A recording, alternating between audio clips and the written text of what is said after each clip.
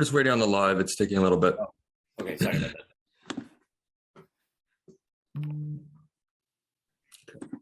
Good morning, and at this time, will sergeants please start their recordings? PC started. According to the cloud, all set. And good morning, and welcome to today's remote New York City Council hearing of the Subcommittee on Zoning and Franchises. At this time, would all council members and council staff please turn on their video? To minimize disruption, please place electronic devices on vibrate or silent mode. If you wish to submit testimony, you may do so at landusetestimony@council.nyc.gov. Once again, that is landusetestimony@council.nyc.gov. Thank you, Chair Moya. We are ready to begin. Thank you so much. Good morning. I'm Councilmember Francisco Moya, the chair of the Subcommittee on Zoning and Franchises. I'm joined today remotely by Councilmember Barry G. We're going to continue to wait till our members come back from Democratic Conference, but today we will hold a public hearings on the rezoning proposal for the 103-16 Van Wyck Expressway in Queens. Two citywide zoning text amendments by the Department of City Planning, including one for the expansion of the FRESH program and one relating to health and fitness uses and the River Ring project in Brooklyn. And so before we'll skip the votes right now until we get a quorum, and we will now go to our hearings. So before I turn to our hearings, I first want to recognize the subcommittee council to review the remote meeting procedures. Thank you, Chair Moya. I am Arthur Ha, counsel to the subcommittee. Members of the public wishing to testify were asked to register for today's hearings. If you wish to testify and have not already registered, we ask that you please do so now by visiting the New York City Council website at www.council.nyc.gov. Members of the public may also view a live stream broadcast of this meeting at the council's website. As a technical note, for the benefit of the viewing public, if you need an accessible version of any of the presentations shown today, please send an email request to landusetestimony@council.nyc.gov. When called to testify, individuals will remain muted until recognized by the chair to speak. Applicant teams will be recognized as a group and called first, followed by members of the public. Public testimony would be limited to 2 minutes per witness. If you have additional testimony you would like the subcommittee to consider, or if you have written testimony you would like to submit instead of appearing here before the subcommittee, you may email it to landusetestimony@council.nyc.gov. Please indicate the LU number and/or project name in the subject line of your email. During the hearing, council members with questions should use the Zoom raise hand function. Council members with the question will be announced in order as they raise their hands, and Chair Moya will recognize members to speak. Witnesses are requested to remain in the meeting until excused by the chair, as members may have questions. Finally, there may be pauses over the course of this meeting for various technical reasons, and we ask that you please be patient as we work through any issues. Chair Moya will now continue with today's agenda items. Thank you, Arthur. I now open the public hearing on LU numbers 925 and 926 for the 103-16 Van Wyck Expressway rezoning, requesting a zoning map and zoning text amendment relating to property in Councilmember Adams' district in Queens. For anyone wishing to testify on this item, if you have not already done so, you must register online, and you may do that now by visiting the council's website, once again at council.nyc.gov/land use. Council, if you can, please call the first panel for this item. The applicant panel for this item will include Richard Lobel. Also available for a question and answer will be Fayan Beitan. Great. And if you could please administer the affirmation. Panelists, would you please raise your right hands? Do you swear or affirm to tell the truth, the whole truth, and nothing but the truth in your testimony before this subcommittee and in answer to all council member questions? I do. Yes, I do. Thank you. Thank you. You may begin, Richard. Thank you, Chair Moya. Good morning, Chair, council members. Again, Richard Lobel from Sheldon Lobel PC. I'm joined by Fayan, and we're here to present the 103-16 Van Wyck Expressway rezoning. If the presentation can be loaded. So This rezoning is for a 10,000 square foot lot. And the second page, if you can forward, is a project summary. This is a very straightforward rezoning. Next slide. Thank you. So the project summary contains the two actions sought. The first is, of course, a zoning map amendment to rezone 10316 Van Wyck Expressway. This rezoning would result in a proposed 4-story plus cellar mixed-use building with ground floor commercial use and roughly 18 dwelling units on 3 floors above. There would additionally be 5 lots around the corner on Liberty Avenue, including the rezoning. However, this is merely to correct the rezoning of the rear portions of those lots, and there is no intended redevelopment based upon that. Second, of course, is the zoning text amendment, which, as is the case with such rezonings, would result in mapping of mandatory inclusionary housing, currently designated as either of option 1 or option 2, resulting in 5 to 6 affordable units of the 18 units proposed. Next slide. So you can see from the zoning map on the next slide that we currently are in an R3A district. It's notable that this is around the corner from an R6B C23 district, which would be wrapped around it in order to cover the property. This is one of the reasons it's deemed to be a very appropriate rezoning. In addition, we're on the Van Wyck Expressway service road, which operates as an extra wide street in front of us. So we really are quite appropriate for this density. The next slide, if you can forward it, demonstrates with a little bit more specificity the exact area of the rezoning as designated. So you can see the 10,000 square foot lot with frontage on the side street. This would take a relatively underutilized property and allow for the provision of not only affordable units, but also for ground floor commercial to enliven this area. Next slide. So this is a land use map. The land use map demonstrates, as you would expect along Liberty Avenue, a commercial corridor, that there's many uses that are consistent with the C23 zoning, which is also proposed for the site. Again, you can see that this would allow for the R6B to bend around from Liberty Avenue. This is, would be considered very contextual rezoning, not only by the choice of district, which would limit the height of this building to 4 stories, but also by allowing for this zoning to merely be extended beyond the existing boundaries. Next slide. So the next few slides, and you can feel free to page through them quickly, are photographs which demonstrate the area. It demonstrates the building typology. And again, in front of us is a zoning change map, which, as you can see, merely takes the existing R6B district and bends it around the Van Wyck Expressway service road to cover the property. The resulting development, next slide, would include the building that you see on the plans in front of you with the site plan here. It would include ground floor commercial use with residential use above. Next slide. The ground floor commercial use would consist of roughly 6,500 square feet of a retail store and include a ramp down to cellar parking of I think 12 parking spaces. Sorry, 13. Next slide. So you can see the cellar floor plan along with a typical 2nd through 4th story plan. The next slide is merely a photo rendering of the area. And then the last slide contains a topology of the buildings in the immediate area. So you can see generally the 2 to 4 story buildings within the R6B. We are hopeful that the council will join in the near unanimous vote of Queens Community Board 10, the Queensborough President, and the City Planning Commission in approving what we think is a productive rezoning to allow for some additional residential and, importantly, affordable units in an area which is sorely in need of such units. And with that, the applicant team is happy to answer questions.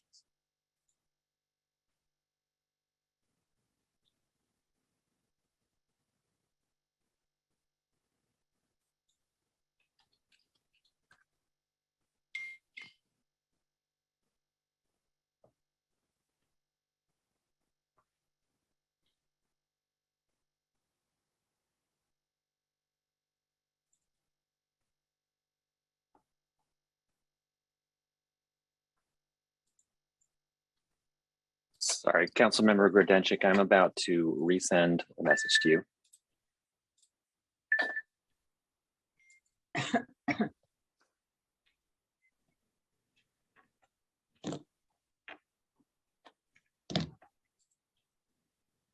this might not be the best place for us to Good do that. morning.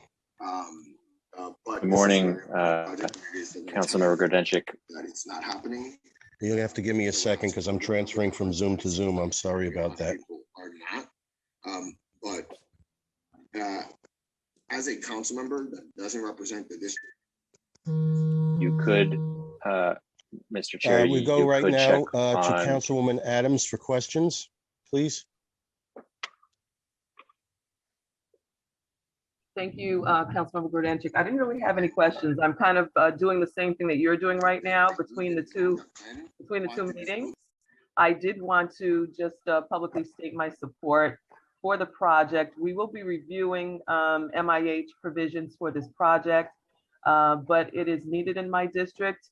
Affordable housing is needed in my district, and this project is welcome. So with that, I will just say I am supportive and looking forward to continuing the discussion around the affordability issues with regard to MIH. Thank you very much. Thank you, Councilmember.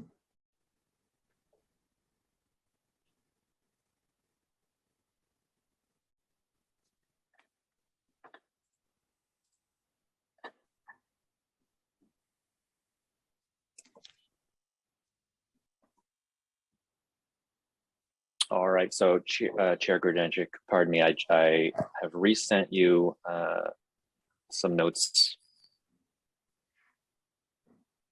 We'll just wait till you get that and are ready to go.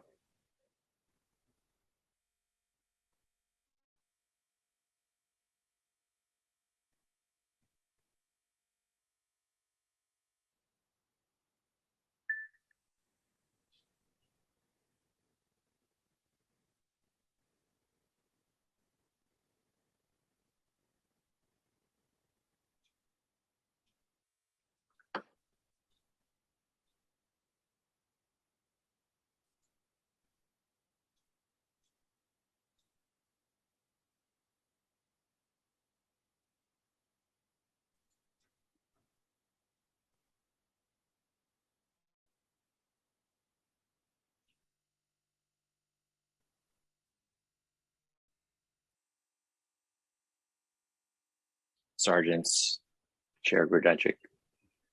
I'm sorry for that delay. Give me one more moment. I apologize for that delay. I want to thank Councilwoman Adams. Does the council have any questions for the applicant?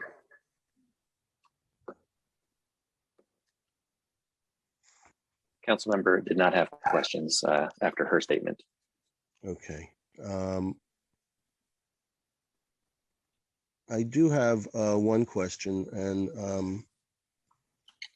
that is regarding the Van Wyck Expressway corridor in general. And I know it well, having traveled it many, many times over my 61 years, often very slowly. There are very few existing commercial uses along the expressway, especially in this part of Richmond Hill. What are some of the issues you've considered deciding to include the commercial overlay district in this proposal? And are there any specific plans or specific tenants known or being considered for the commercial space at this time? Sure.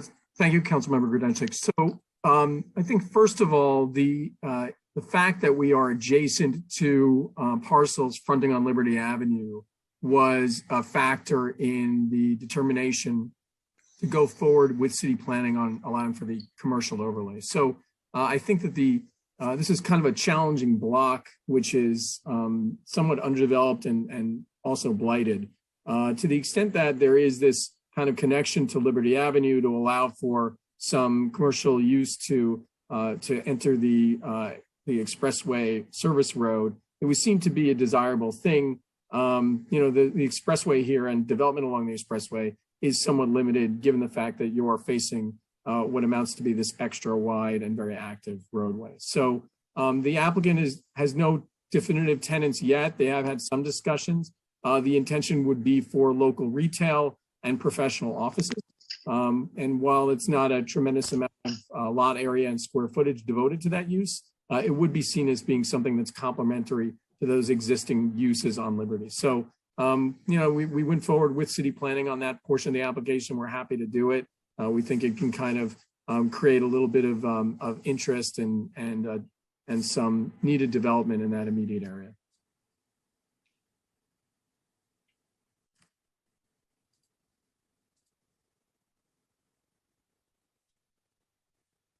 Mr. Chair, you are on mute.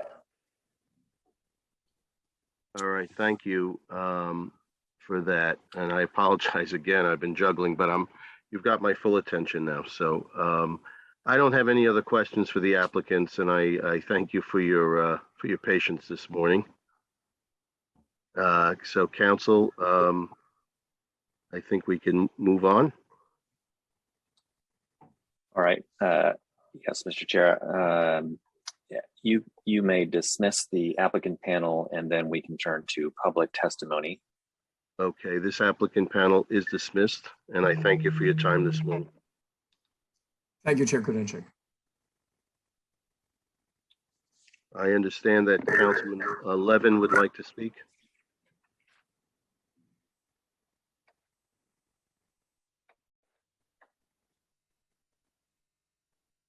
Mr. Chair, I don't know if he's here. I think Oh, just that he's here. Okay, I appreciate that. Yes, I'm sorry about that. All right. With that, we do have one member of the public who has signed up to speak. And we will now hear from that first panel for this item. The first and only speaker on this panel will be Edward Perez. Good morning, Chairman and committee members and those tuning in. Thank you for the opportunity to speak this morning. My name is Edward Perez. I'm the Senior Monitoring Director at the Big Apple Group. We specialize in civil engineering solutions, one of them being construction monitoring, protecting adjacent structures during construction. I do want to comment in favor of this project, but with special considerations for the protection of the adjacent structures around that site.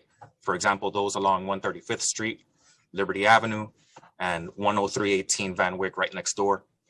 This project does involve the excavation of roughly 75,000 feet of cubic feet of material. The proposed construction will result in in-ground disturbances throughout the excavation phase that could trigger excessive vibrations, horizontal and vertical displacement of the neighboring buildings. One of the things that we would propose is a full scope monitoring program involving a pre-construction survey to determine the existing conditions of the adjacent buildings, B, installing what we call seismographs. This is a small little device, goes inside of a case outside of the job site. And then this is a sensor that will go attached to the foundation wall of the adjacent structures. So what this device does is it records vibrations on a constant basis. And once they trigger a predetermined threshold, an alert is immediately sent out to the project site, the managers involved, the engineers, to stop construction and check out the adjacent structure to make sure that there wasn't any damage. It's kind of like a quality assurance type of method. It also prevents, excessive 311 calls and complaints for the neighbors. The other thing that we do to protect adjacent structures is we install these small little targets. They're little reflective sheets that read off building movement and displacement. The image right behind me is actually one of our project sites that we just wrapped up. It's 77 Commercial Street in Greenpoint. The device over my shoulder is the total station that shoots the readings.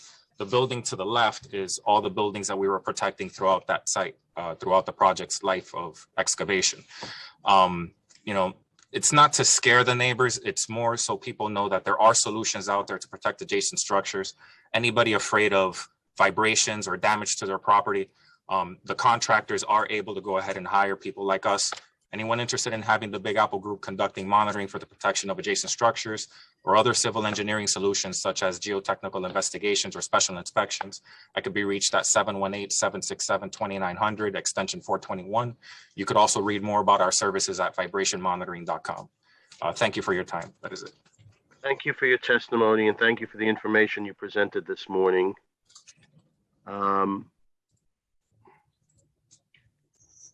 If any other council members have questions for this gentleman, please indicate by using the raise hand button. Council, do we have any?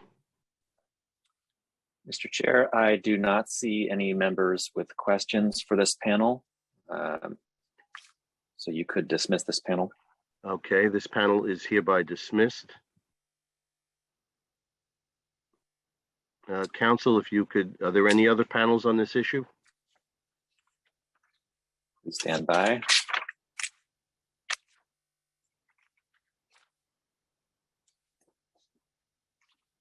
If there are any members of the public who wish to testify on the 103-16 Van Wyck Expressway rezoning proposal, please press the raise hand button now. The meeting will briefly stand at ease while we check for any newly registered members of the public.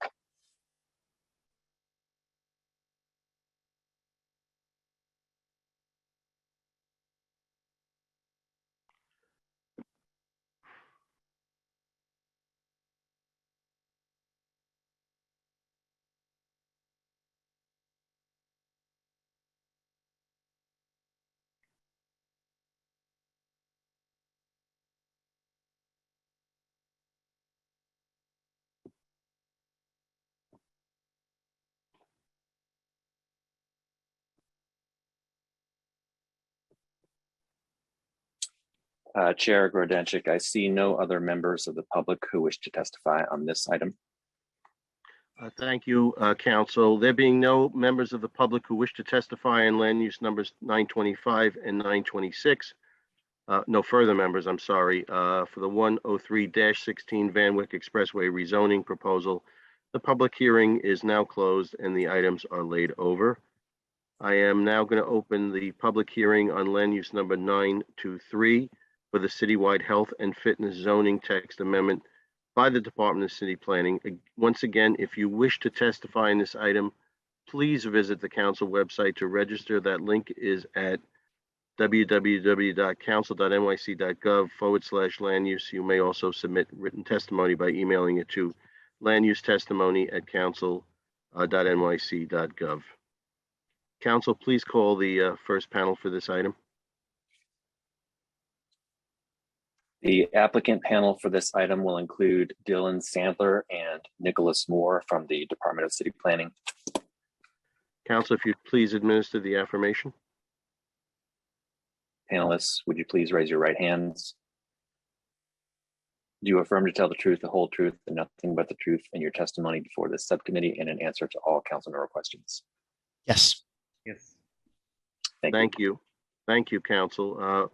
When you're ready to present the slideshow, please say so, and it will be displayed on the screen by our staff, and the slides will be advanced for you. As a reminder for anyone who requires an accessible version of this presentation, please send an email request to landusetestimony@council.nyc.gov. For the record, as you begin your testimony, I'll just ask you to please restate your names. And with that, Mr. Sandler and Mr. Moore, you may begin. Thank you, and good morning, council members. Can you please load the slide presentation? My name is Dylan Sandler. I'm a senior planner at the Department of City Planning, and I'll give a brief overview of the health and fitness text amendment, and then would be happy to answer any questions. Next slide, please. This proposal is intended to cut red tape for health-related businesses. So this includes large gyms, smaller exercise studios, spas, and massage therapy. Next slide, please. Currently, there is a special permit from the Board of Standards and Appeals that is required to open these businesses almost everywhere in New York City. There's been a lot of growth and change in the industry since this special permit was created in the 1970s. And the department believes that the permit is no longer serving its intended purpose, but it is creating significant regulatory barriers for a wide range of very legitimate small businesses that are trying to operate in New York City. Next slide, please. On average, the special permit takes about 6 months to be granted, and it costs businesses in the range of $30,000 to $50,000 to go through this process. In addition, the permit is not applicable in most C1 districts, meaning that gyms, spas, and massage therapy are not allowed in locations where we allow other retail and commercial uses. And finally, at a time when vacancy rates are quite high along some retail streets, we want to ensure that our zoning regulations are sufficiently flexible to allow businesses to occupy this space. Next slide. Moving into the details of the proposal, the Department of City Planning is proposing to remove the BSA special permit for all gyms, spas, and licensed massage therapy. These are currently referred to in the zoning resolution as physical, culture, or health establishments, and we would also be removing that term from the zoning. Gyms and spas would be considered commercial uses that would be allowed as of right. Smaller gyms and spas, so those that are smaller than 10,000 square feet in floor area, would be allowed in all commercial and manufacturing districts, including C1 districts where they are not currently allowed. Gyms and spas that are unlimited in size, so those that are larger than 10,000 square feet, would be allowed in a slightly more limited geography. So these would be permitted in our highest density C1 districts, which are primarily in Manhattan, as well as C2 districts and higher commercial districts and manufacturing districts. Next slide, please. Licensed massage therapy will be treated in the same way as other outpatient medical uses in zoning. These would be categorized as either ambulatory healthcare or healthcare offices. And this would allow licensed massage therapy studios as community facilities in commercial and manufacturing districts, as well as residential districts other than R1 and R2 districts. And it's important to note that massage is illegal to practice without a license in New York State. And the proposal will maintain the existing elements of zoning that prohibit unlicensed massage being practiced within a business anywhere in New York City. Next slide. Finally, the proposal also includes additional performance standards for noise and vibration that can occur within gyms. A subset of gyms, those that include significant weights or exercise machinery, will need to have an acoustical engineer certify with the Department of Buildings that the facility is designed to meet these performance standards before they receive a certificate of occupancy. These provisions would apply in mixed-use buildings in commercial and MX districts. Lower intensity facilities such as yoga, youth martial arts, and spas will not need to demonstrate compliance with these additional noise and vibration performance standards, but will still be subject to the New York City Noise Code. Next slide, please. So thank you very much for your time. I'd be happy to respond to any questions. Okay, I thank you very, very much for that presentation. For the record, this is something, in my opinion, that is long overdue. But of course, we do have a few questions. Citywide, there are many areas with illegal massage establishments. And will this text amendment, how will we make sure that this text amendment doesn't exacerbate this problem? Thank you for that question. So under the current framework, the way this typically works is that legitimate businesses go through the special permit process. So they go through a criminal background check from the Department of Investigations. They go to community boards and present the project. And they go to the BSA and they have a public hearing, and then they get their permit to operate. The businesses that are offering massage and are offering massage by people who are not licensed, and a subset of those that are engaged in commercial sex work, are not going through the special permit process today. And so what happens is the zoning does provide a civil enforcement tool so that the city can issue violations and shut down these businesses that are engaging in unlicensed massage. Currently in zoning, they're referred to as adult physical culture establishments, and these are not allowed anywhere in New York City.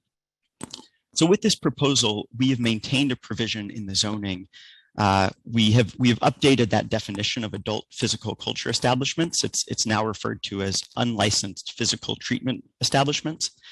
And basically what this says is that unlicensed massage continues to be prohibited as a primary or an accessory use in a business anywhere in New York City. And so we've worked very closely with the Mayor's Office of Special Enforcement and the Office to End Gender-Based Violence to make sure that these rules still provide every pathway for enforcement against these kinds of businesses. But what it does do is make sure that the legitimate massage therapists and other health and fitness facilities are not overly burdened by a special permit that is no longer serving its intended purpose. All right, thank you for that answer. The text amendment describes high intensity uses. How exactly are they defined? Sure, they're defined as facilities that include significant weights or exercise machinery. So this would include things like, traditional large gyms like Blink and Planet Fitness and Equinox.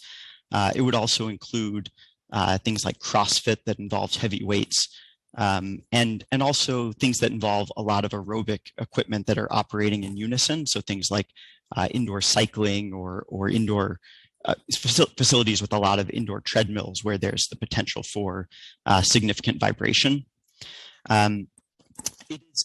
There is some discretion for the Department of Buildings to determine what falls into the category of high intensity.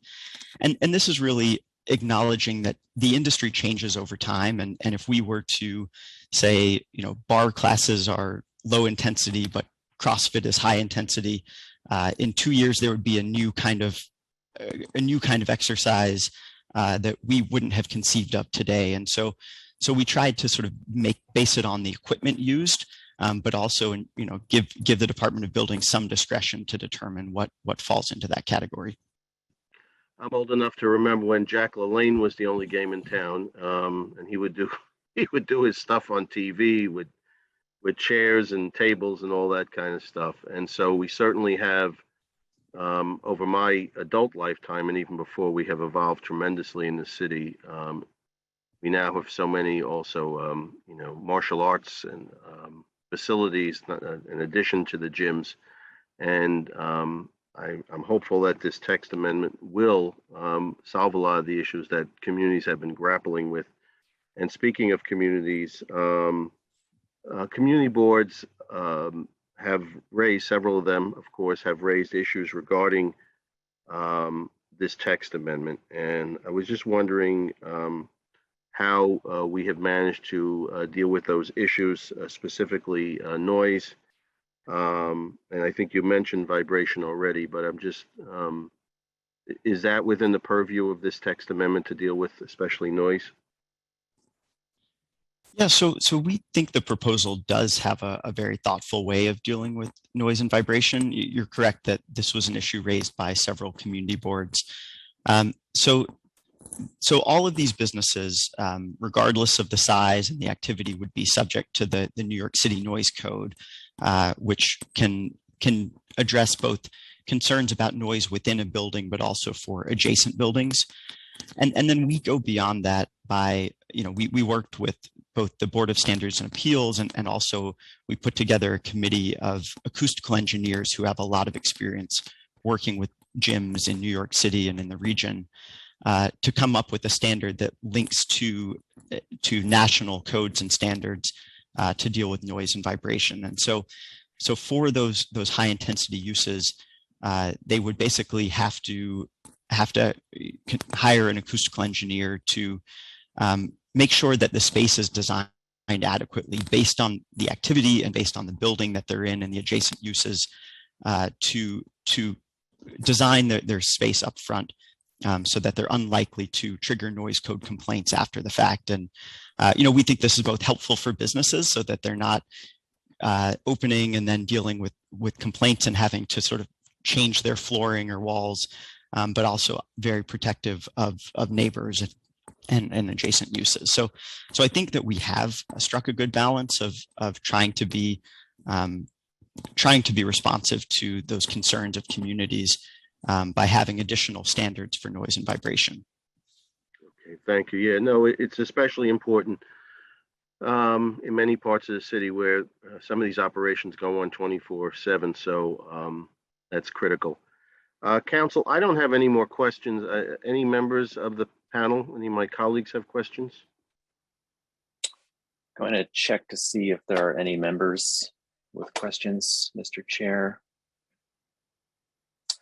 I see no members with questions for this panel. Okay, there being no further questions, the applicant panel is excused. I want to thank them for their succinct and excellent testimony today. Council, Mr. any Chair, members? Mr. Chair, may I just quickly, this is Councilmember Levin. Yes, of course. Councilmember Levin is recognized. I just and his kids. want to express my support for this text change, and I look forward to being able to vote on this before the end of the year. I agree with you, Councilmember Levin, and I am looking forward to voting on it as well. It'll cut out a lot of paperwork in the future. So I've heard from businesses in my district that this is a major impediment. So looking forward to It is, and was just reminiscing offline with a member of the staff about the rezoning in my district that was basically based on this issue, and hopefully it will save a lot of time and money for people looking to do business in the city of New York. With that, there being no further questions, again, the panel is excused. Council, are there any members of the public who wish to testify on the citywide health and fitness zoning text amendment proposal? We are going to check on that right now, Mr. Chair. Thank you. You could dismiss, I'm sorry if I missed it, but you could dismiss the applicant panel. They are dismissed. Thank you. Please stand by. Thank you.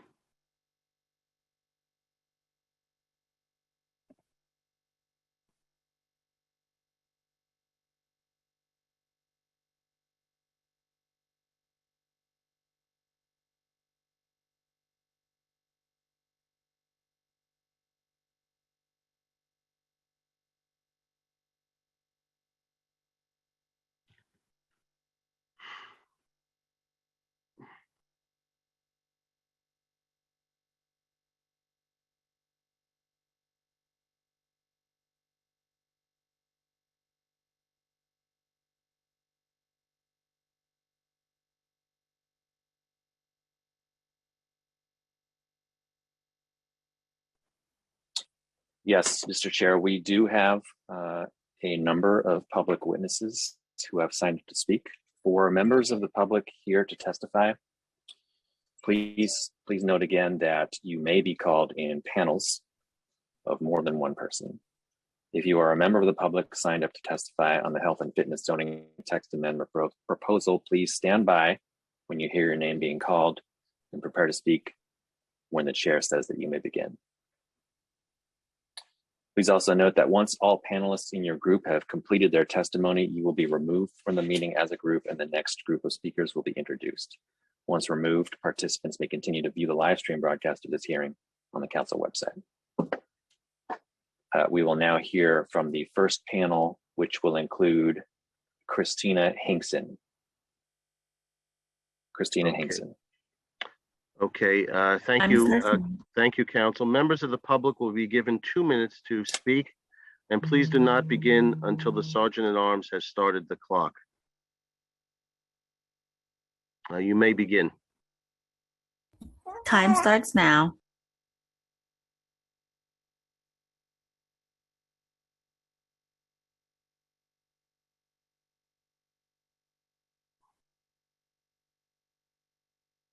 Is the witness on, Council? Let's see. There she is. Okay. Christina Hinkson, there she is. I apologize due to the time constraint. If you can defer to my colleague, Lou Mazzella, he'll speak on behalf of our organization, the New York State Society of Medical Massage Therapists. If you can elevate Lou Mazzella to speak on behalf of our organization, the New York State Society of Medical Massage Therapists. Thank you. Can we, I see Mr. Mazzella is here. We Yes, bring him forward to we do testify. have. We will be bringing up Mr. Louis Mazzella, who will be testifying on this next panel. Louis Mazzella. Time starts now. Louis Mazzella, if you can hear us, we need you to unmute or accept the unmute request. Thank you. Mr. Mazzella, if you could please begin.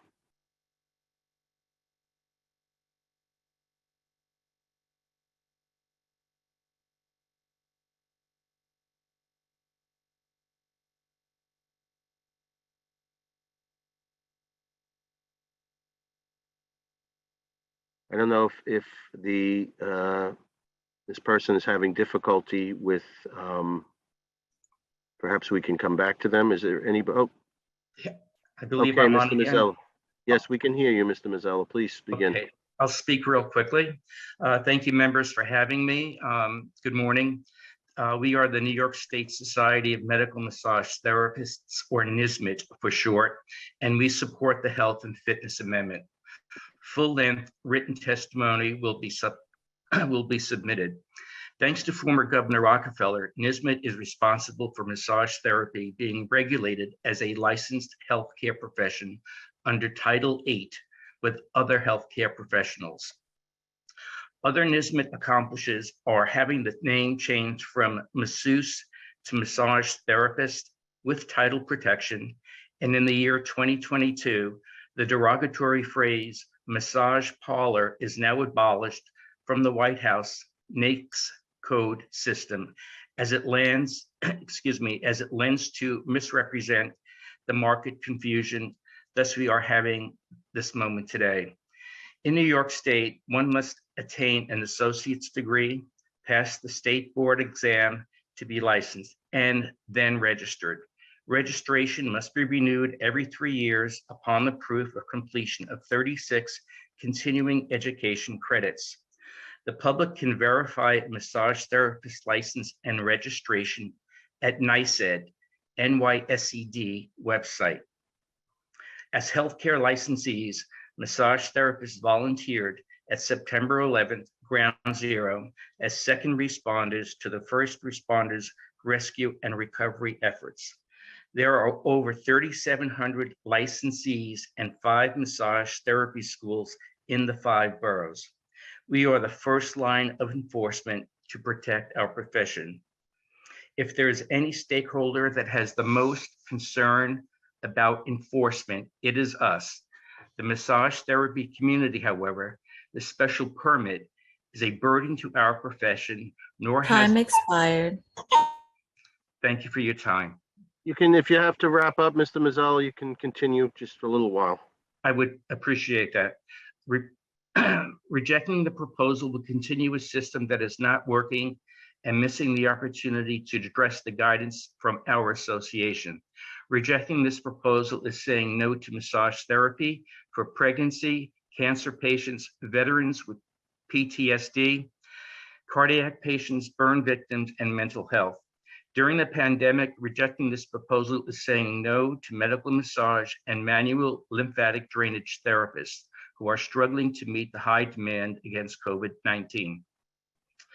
With the passage of the proposal, massage therapists will be able to contribute to the city's economic recovery while providing our best healthcare for each New Yorker in mind, body, and spirit. Thank you so much for the extension of time. Thank you for your testimony this morning. We're still in morning. Are there any other members of this panel, council? Checking on that.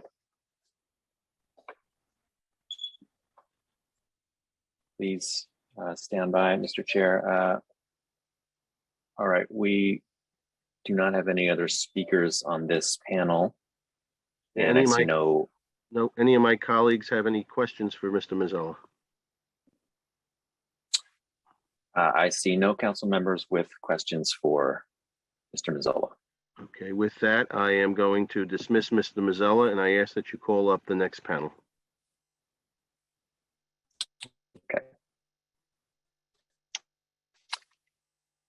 other members of the public who wish to testify on the health and fitness zoning text amendment proposal, please press the raise hand button now. And Mr. Chair, the meeting will briefly stand at ease while we check for any members of the public who wish to testify. Thank you, Council.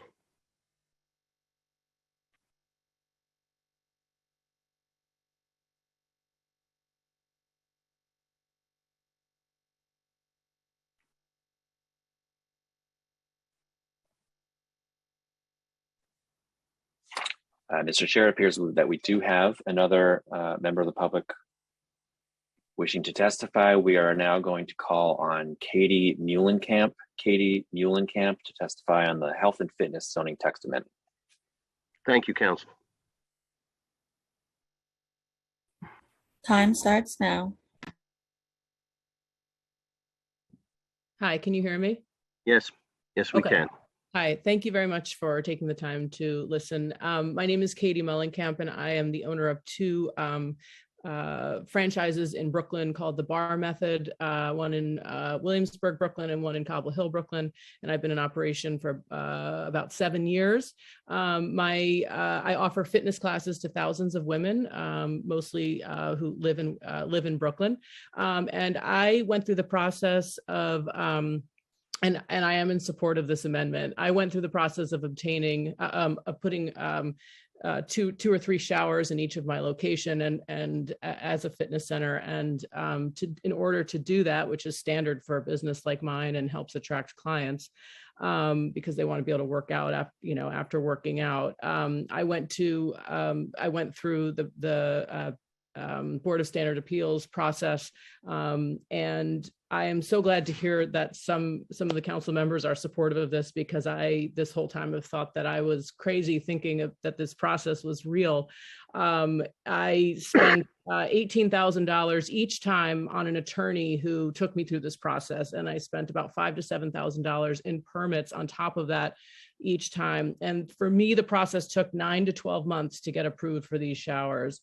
It was an excessive amount of work for myself, my architect, and my expediter. It made things extraordinarily confusing, even for the expediters. I remember years ago having lengthy conversations where no one really understood this process, people who were professionals in it.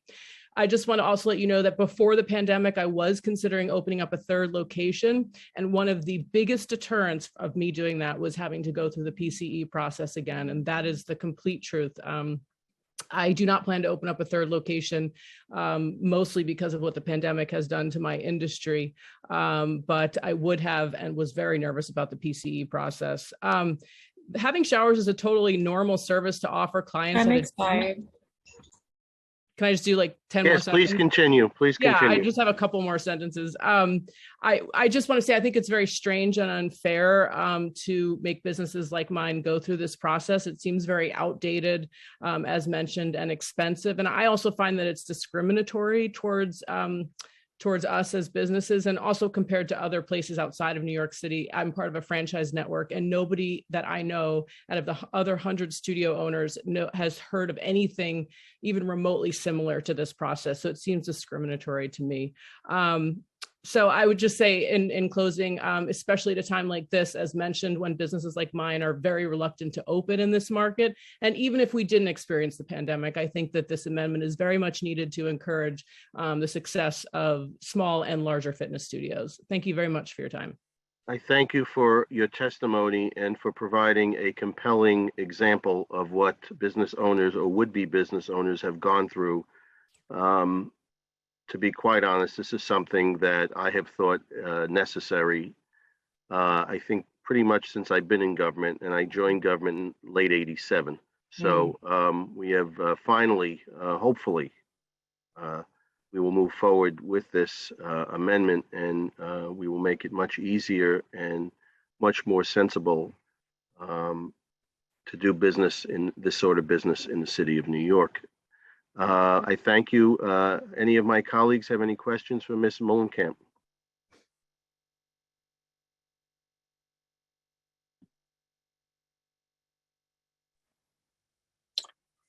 No, Mr. Chair, I see no members with questions. Okay, being that there are no questions, I dismiss this panel, and I ask the council if there are any other persons wishing to testify at this time. Thank you. Once again, we'll check to see if there are any other members of the public. And if there are members of the public seeking to testify on the health and fitness zoning text amendment, we ask that you please use the raise hand button now. And Mr. Chair, the meeting will once again briefly stand at ease while we check. Thank you, council.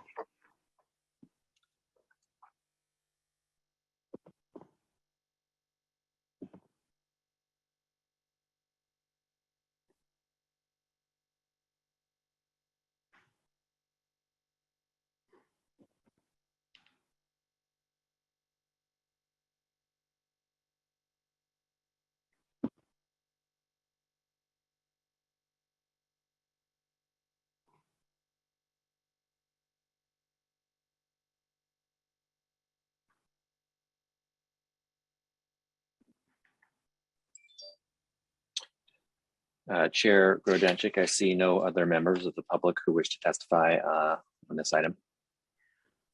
Thank you, council. There being no other members of the public who wish to testify on land use number 923 for the health and fitness zoning text amendment, I am now closing the public hearing and the item is laid over. I am now opening the public hearing on land use number 924 for the citywide fresh expansion text amendment proposal, also by the Department of City Planning. I will remind the viewing public, for anyone wishing to testify on this item, if you have not already done so, you must register online, and you may do that now by visiting the council's website, council.nyc.gov/land use. Council, if you would please call the first panel for this item. The applicant panel for this item will include Jesse Hirakawa and Barry Dinnerstein, both of the Department of City Planning. Okay, thank you. And council, if you could please administer the affirmation. Panelists, would you please raise your right hands? Do you affirm to tell the truth, the whole truth, and nothing but the truth in your testimony before this subcommittee and in answer to all council member questions? I do. I do. Thank you. Thank you, council. When you are ready to present your slideshow, please say so, and it will be displayed on the screen by our staff. Slides will be advanced when you say next. Once again, anyone who requires, excuse me, an accessible version of this presentation may send an email request to landusetestimony@council.nyc.gov. And now, Mr. Hirakawa and Mr. Dinnerstein, you may begin, and I will remind you, just as you begin speaking, to please state your name for the record. Thank you.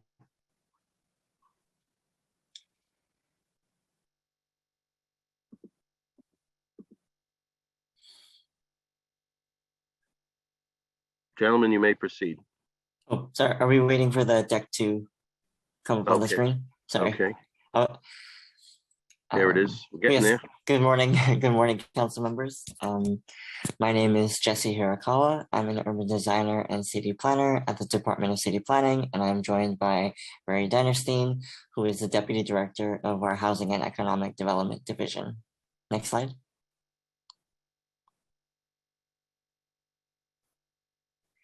Fresh is an existing program in the zoning resolution since 2009, mainly to encourage more supermarkets in underserved areas of the city and to increase accessibility to fresh foods. Fresh has two components: a discretionary tax incentive program managed by EDC, which is in the dark green and gray areas you can see on the map, which provides tax breaks for supermarket operators and developers seeking to build or renovate new retail spaces, such as building taxes, land taxes, sales taxes, mortgage record taxes, and etc. Zoning incentives under the Department of City Planning is a certification process by the Chair of City Planning Commission, which is available in all the green areas. This is where applicants can gain additional residential FAR for every square foot of fresh food stores up to 20,000 square feet. In light manufacturing districts and M1 districts, a fresh store cannot take bonus residential FAR, but it could build an as of right grocery store up to 30,000 square feet. Currently, as of right, footage of a food store in an M1 is at 10,000 square feet. Also, if needed, to increase the maximum building height up to 15 feet, but this changes the process from a certification to an authorization process. Certification is a non-discretionary action, but an authorization becomes discretionary and is referred out to the affected community boards. Lastly, there are parking reductions that are available within the FRESH program. Next slide. In 2018, the department reviewed the supermarket landscape across New York City and updated our supermarket needs index. And it showed that many neighborhoods remained underserved by fresh food stores. As a refresher from the previous study, the supermarket needs index was determined by looking at walking distances to grocery stores, household car ownership, families with children living in poverty, and also the trade area of grocery stores. Putting those together created areas of high need, which you can see in the darker gray areas, to the lower need, which is the lighter areas for access to fresh grocery stores. All New Yorkers deserve to live within a comfortable walking distance from a grocery store and to have choices about where they shop. Next slide. The proposed expansion and need of the FRESH program update would encourage the development and retention of accessible stores, provide more affordable options that could be available due to increased competition, and lastly, empower consumers with more options, convenience, and access. Next slide.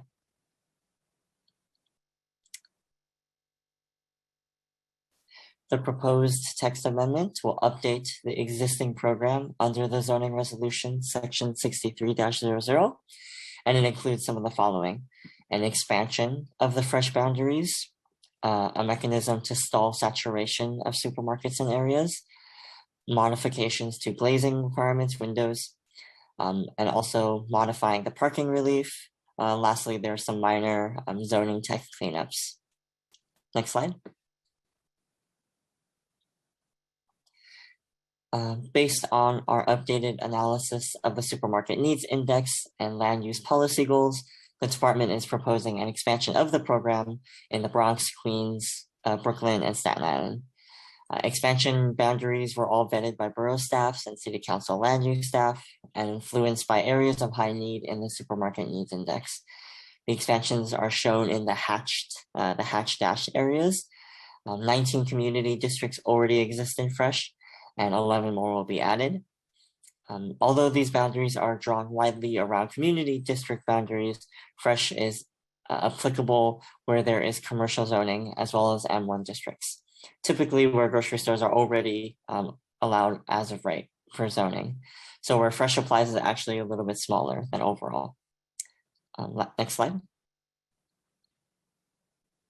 This concludes my presentation, and Barry Dennerstein and myself are available for any questions.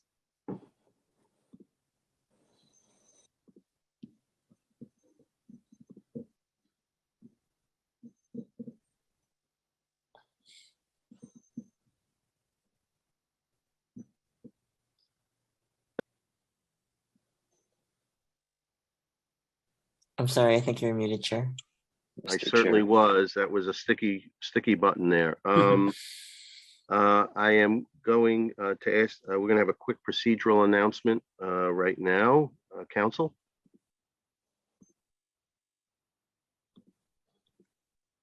Sorry, just wanted to confirm with you that if it's okay that the special Brooklyn Navy Yard item on today's agenda is to be laid over. If you could just. Yes, we are laying over that item, Council. Yes, we are. Thank you for that. Okay, I thank you for setting that straight. And just give me 1 second.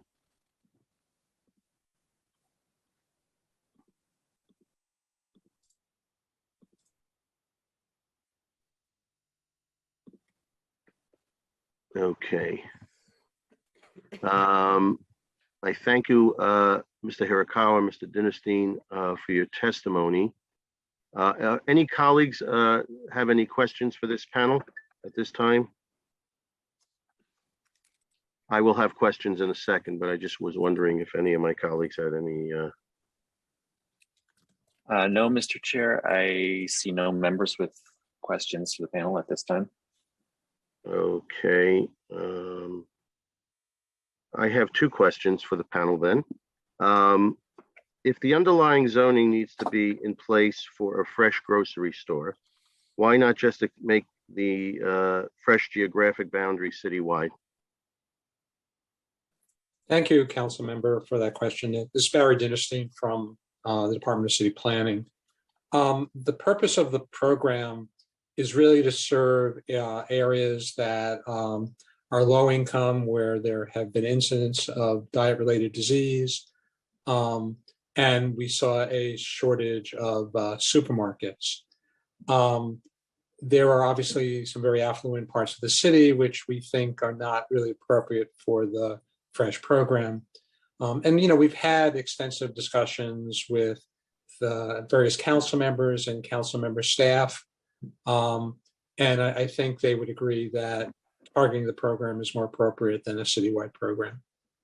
Okay. And just to clarify, while we see saturation provision only having applicability in Brooklyn Community District 3 right now, this provision will apply in the entire fresh geography. Is that correct? Yes. Okay. All right. I have no further questions, and council, I don't see any members of the committee with their hands up. Is there any members of the public that wish? I'm going to just double check with you, council, that there are no members of the committee that have hands raised. Sure. Thank you, Chair. We're just going to take a quick moment to just confirm. Okay, thank you. You could dismiss this panel while we are checking. Okay, you're checking for the public then to see if there's any testimony. Correct.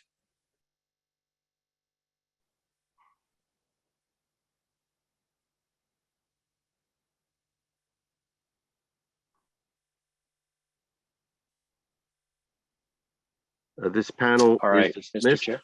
Okay, I'm going to dismiss this panel because none of my colleagues have questions. And council, are there any members of the public? No, Mr. Chair. I see no members of the public who wish to testify on this item. Okay. That being the case, we are going to take a pause in this hearing for the time being. Mr. Chair, if you would refer to page 25. Okay. You could close this hearing before we pause. Excuse me, close and lay over. Okay. Being that there are no more witnesses, this hearing is now closed and it is laid over. Thank you.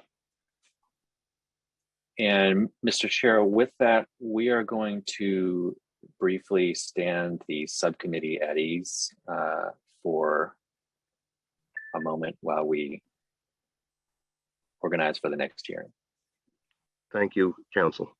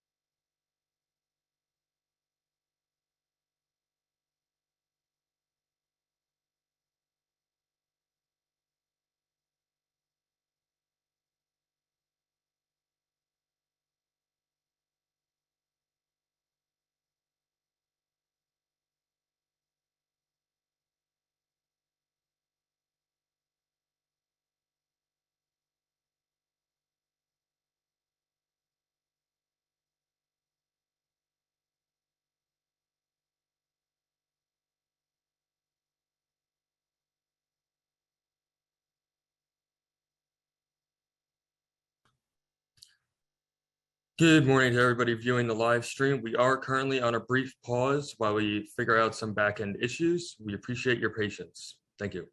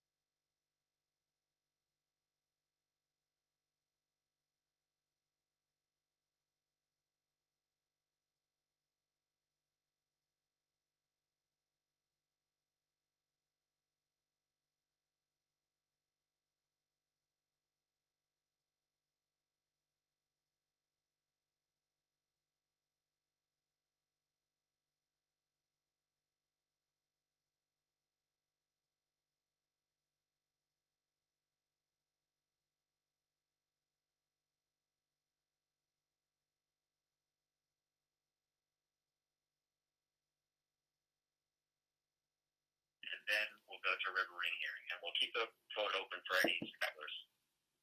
Got it. Straggler count.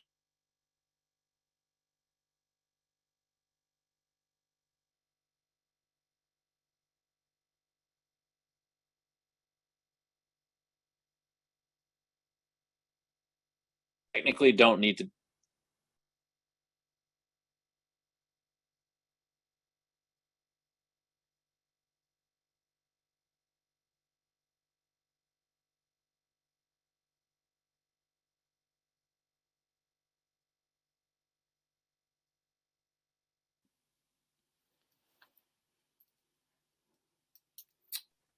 Okay, we're gonna get started in a few. We're just gonna start with our vote first, and then we'll go into the next hearing. Thank you, Mr. Chair. Sergeants, we are officially now going to come back, and Chair Moya will continue with today's agenda. Yeah, I'm just waiting for, there we go. We ready to go, Arthur? Sergeants, we are now going to continue with the agenda. Chair Moya will be taking it up now with the votes. Great. Thank you so much. Thank you, everyone, for your patience. We will vote today to approve with modifications pre-considered LU number 911 for the citywide hotel special permit text amendment. The proposal seeks a zoning text amendment to establish a citywide special permit relating to the transient hotel use. Our modification will be to add flexibility to certain vesting provisions as they relate to sites in the theater subdistrict of the special Midtown District.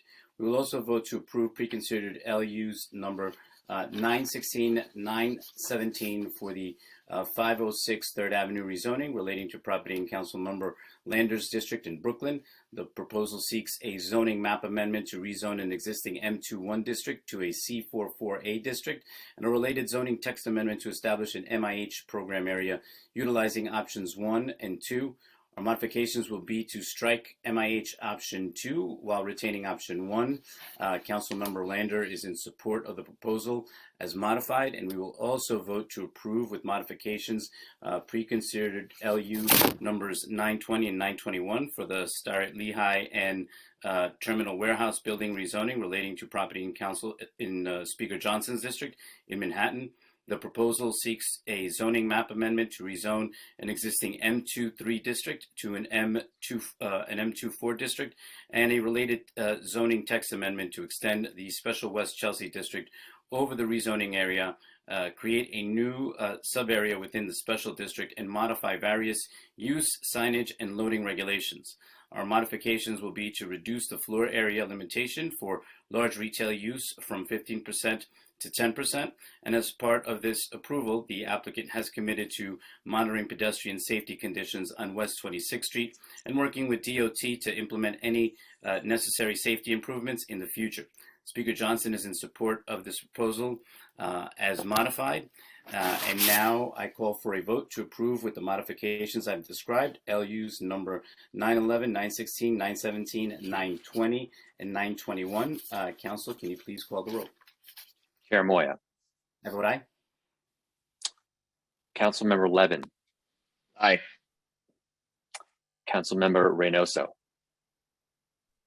Vote aye. Councilmember Ayala. I vote aye. Councilmember Rivera. I vote aye. Councilmember Borelli. I vote aye. Councilmember Grodenchik. Aye. Okay, Mr. Chair, the items are adopted by a vote of 7 in the affirmative, 0 in the negative, and no abstentions, and are referred to the full Land Use Committee. Great, thank you very much. And I just want to take this opportunity to thank Barry G for stepping in and taking care of business while I was gone. Thank you again, Barry, for that. I now open the public hearing on two pre-considered LU items for the River Ring proposal, which seek a zoning map and zoning text amendment under ULURPS number C2-20062ZMK and N220063ZRK, and relating to property in Councilmember Levin's district in Brooklyn. I will remind the viewing public, for anyone wishing to testify on this item, if you have not already done so, you must register online, and you may do that now by visiting the council's website at council.nyc.gov/land use. And now, council, if you can, please call up the first panel. The applicant panel for this item will include Jed Walentis, Bonnie Campbell, and David Lambino, all of Two Trees Management Company, and David Karnofsky, Land Use Counsel for the applicant. Panelists, would you please raise your right hands? Do you affirm to tell the truth, the whole truth, and nothing but the truth in your testimony before this subcommittee and in answer to all council member questions? I do. I do. Thank you.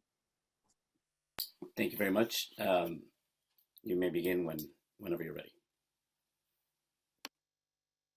Bon, you want me to start? Yeah, go ahead, Jed. Good evening, or I guess good morning, everyone. I'm actually calling in from Uganda. I'm doing some work with David Belt at a refugee camp here. It's a pleasure to be with everyone. Sorry I can't join by video. I just wanted to thank the council for this opportunity, and Steve Levin in particular. We've had a great experience working with him in Brooklyn and around the Domino project in particular, and look forward to concluding this process. We bought this site 3 or 4 years ago, really with an eye towards building another amazing park. We assembled what I think is a world-class team to do that, not just the park, but the buildings. But the focus is to make a park that will change the model for resiliency and how New Yorkers interact with the water and the river. forever, or at least for the next several decades. And building Domino Park and then having run it for the last 3 years has been probably the greatest professional experience of my life. And I think I speak for everyone in our office and our professional teams as well. So I won't be super long. I'm sure my connection's weird. But I want to thank everyone for this opportunity. We take this project and all of our work extremely seriously. We're very proud of what you're about to see and what we're about to present. We recognize that with any process like this, there's an expectation that there's tremendous public good involved. And we think we've met and exceeded those expectations. And we look forward to working with Councilman Levin and his staff and the rest of the council and council leadership over the next couple of weeks to get this over the finish line. So thank you very much. I'm extremely grateful for this opportunity. And with that, I'll turn it over to Bonnie and the rest of the team. Thank you. Thanks, Jed. If you could screen share the deck, that would be great, please.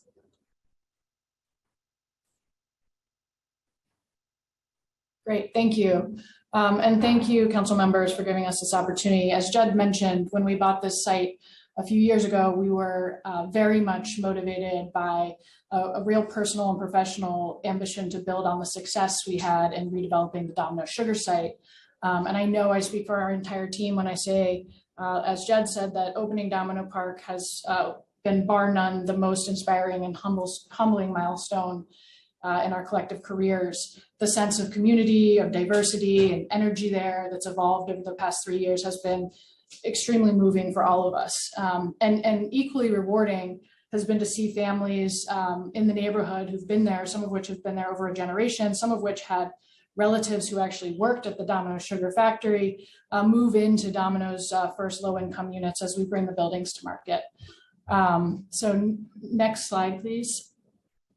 So we really pursued River Ring with the objective of building on the success and creating a unique pilot project for New York City, one that takes cues and best practices from other global cities around the world and from resiliency experts. And as Jed said, the project seeks to fundamentally change the way we approach development along the river's edge and in our city in a way that the community can actually engage with New York's ecosystem. And sustainability and environmental justice are really trying to the underpinnings of every aspect of this project. Next slide, please.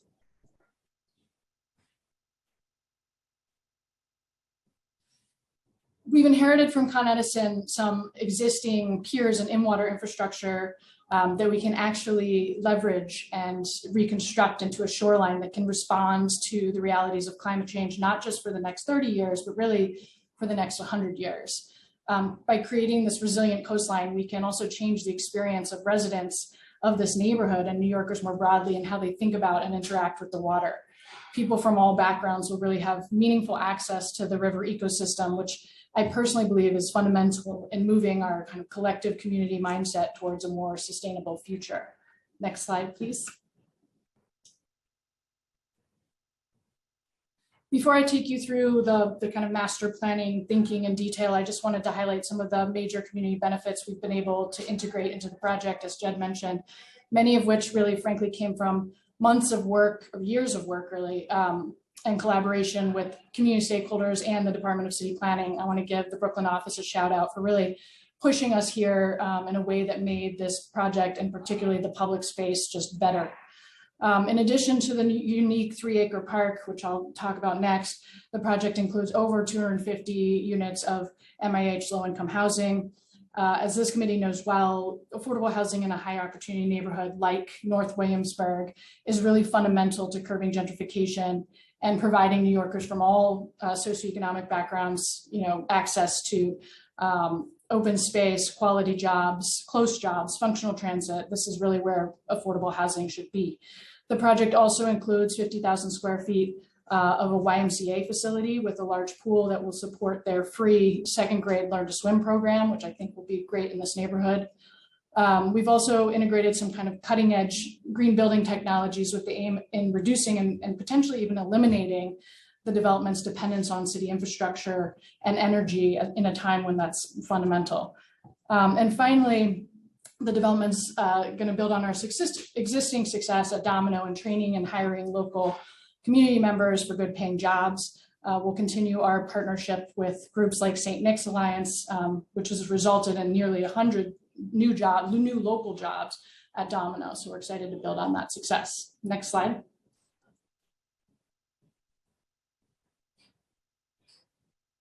So now I'll kind of quickly take you through the master plan and kind of how we arrived at this development. As you can see, this site is really a missing link in what's evolving into a wonderful waterfront open space. So we're excited to kind of be able to bring the north and south waterfront open space together. Next slide, please. And as I mentioned, what really gave us an opportunity that's different from something like Domino to the south are the existing piers and caissons that are in the East River have allowed us to work with the Army Corps and with DEC to hang what are called breakwaters off into the river that in a way that will actually slow the wave energy and storm surge energy to create a softer, more resilient edge that can withstand future storms and also create an opportunity for in-water recreation. Next slide, please. So again, the kind of four goals here were: one, to create this continuous waterfront by connecting to the north and south, to bring the city into the water and give New Yorkers a really unique experience, create this more resilient, softened shoreline, and in aggregate have a spectacular new waterfront park. Next slide, please.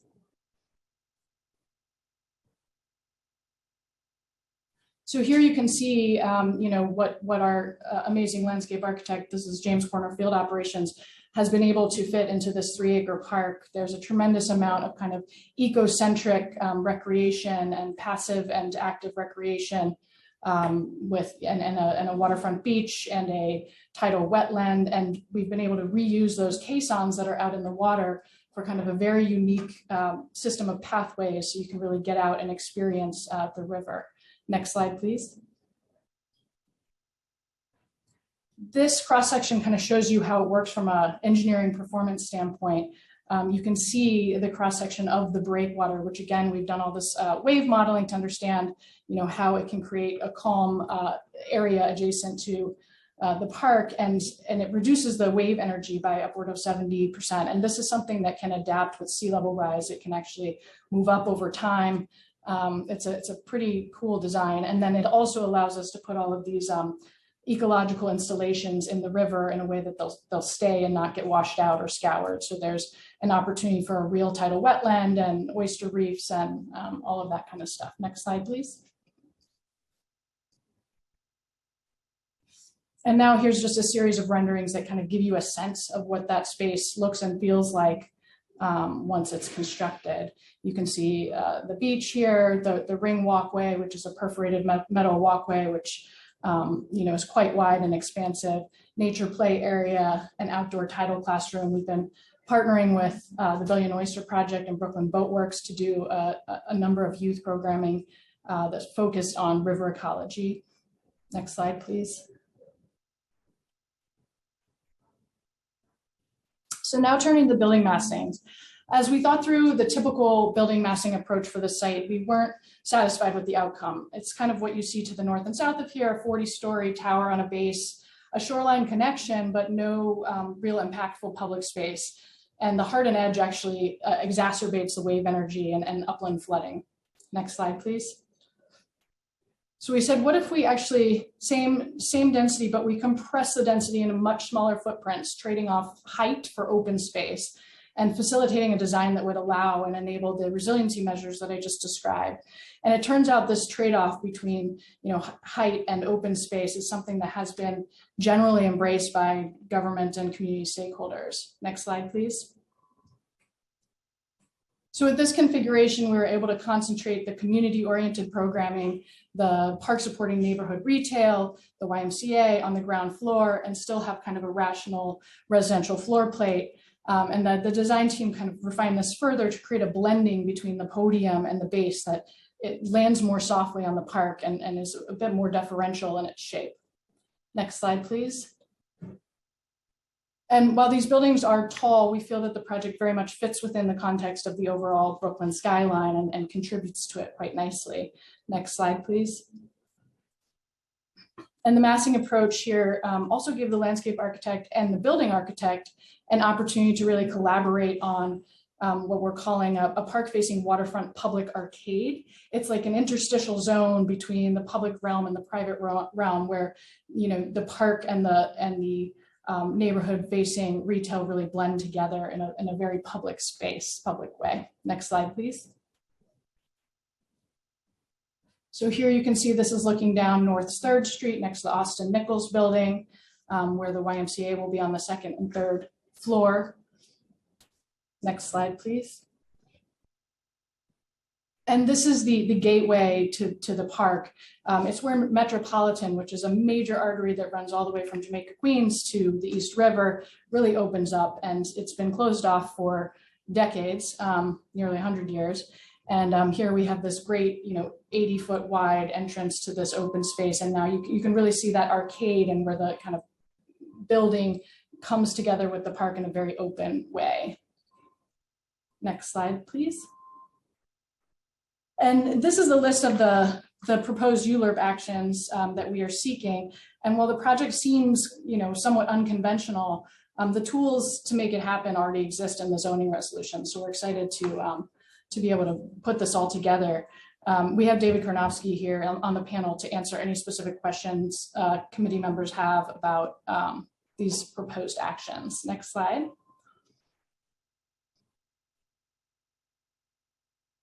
And with that, I'll leave it on this slide. This is, again, just kind of a recap of what the project includes in terms of community benefits. We, as Jed said, we're just super excited to make this reality and work with the local council member and making sure that it meets the community's needs. And with that, I'll turn it over to questions.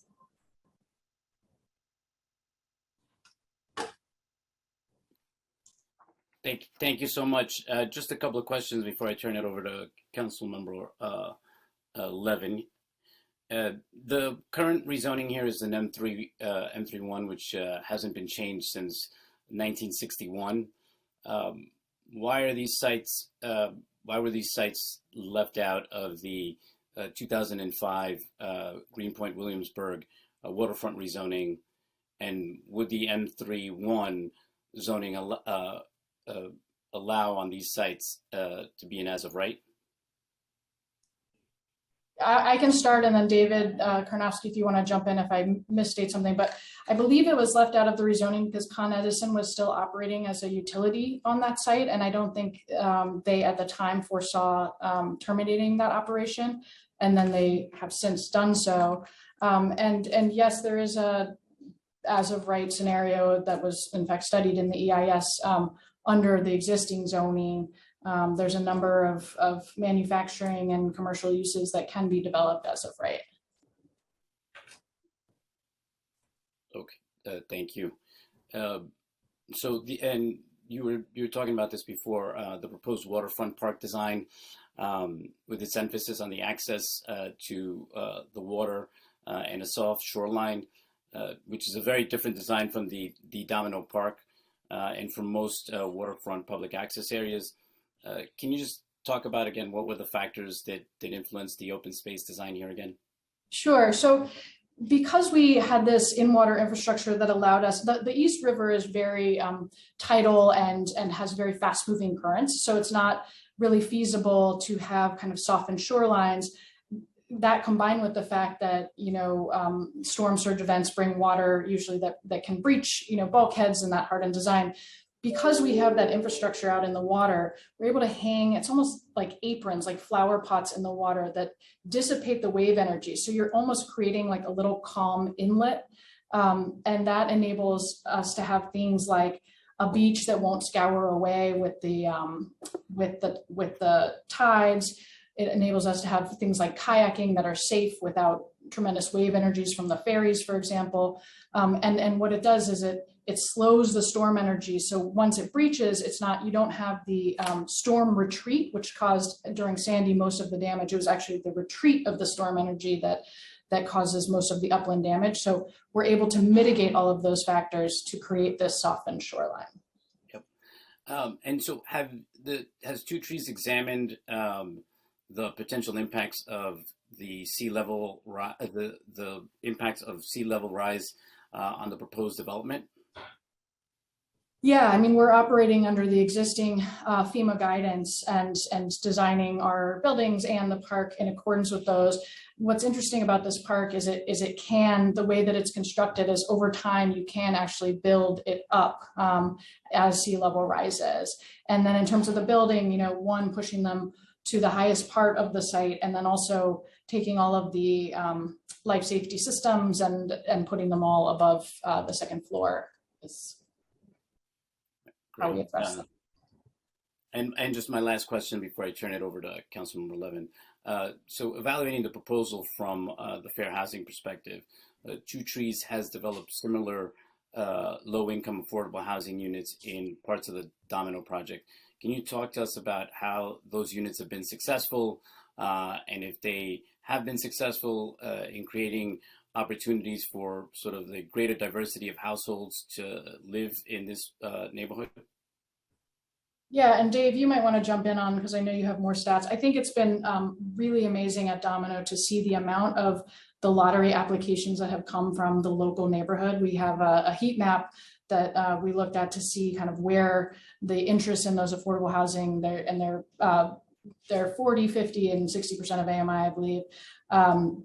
They were filled up extremely quickly. It's created much more diversity in the immediate neighborhood and enabled families, again, who either had lived in the community board or are currently living in the community board to stay there. Dave, I don't know if you want to give any more specific metrics. We've developed more than 200 affordable housing units at Domino. There will be several hundred more that are developed there together with the affordable housing that we're doing here. There'll be more than 1,000 units of affordable housing along this stretch of waterfront from the Williamsburg Bridge to North First Street. We've been successful at achieving the community preference. That's not hard. There's a lot of families within the community board that are seeking, more affordable housing options. We're proud of the job we've done so far in terms of marketing the area, the units to the local community. We're going to continue that aggressively with the rest of our units. Okay, thank you. That's it for me. I want to now turn it over to Councilmember Levin for some questions. Time starts now. Thank you very much, Chair. Nice to see you, Bonnie and David. Nice to have you on the call, Jed, from Uganda. So I wanted to ask I have a series of questions. First question has to do with just the proposed density of the project. How did Two Trees arrive at the proposed density, which I believe is 6.1,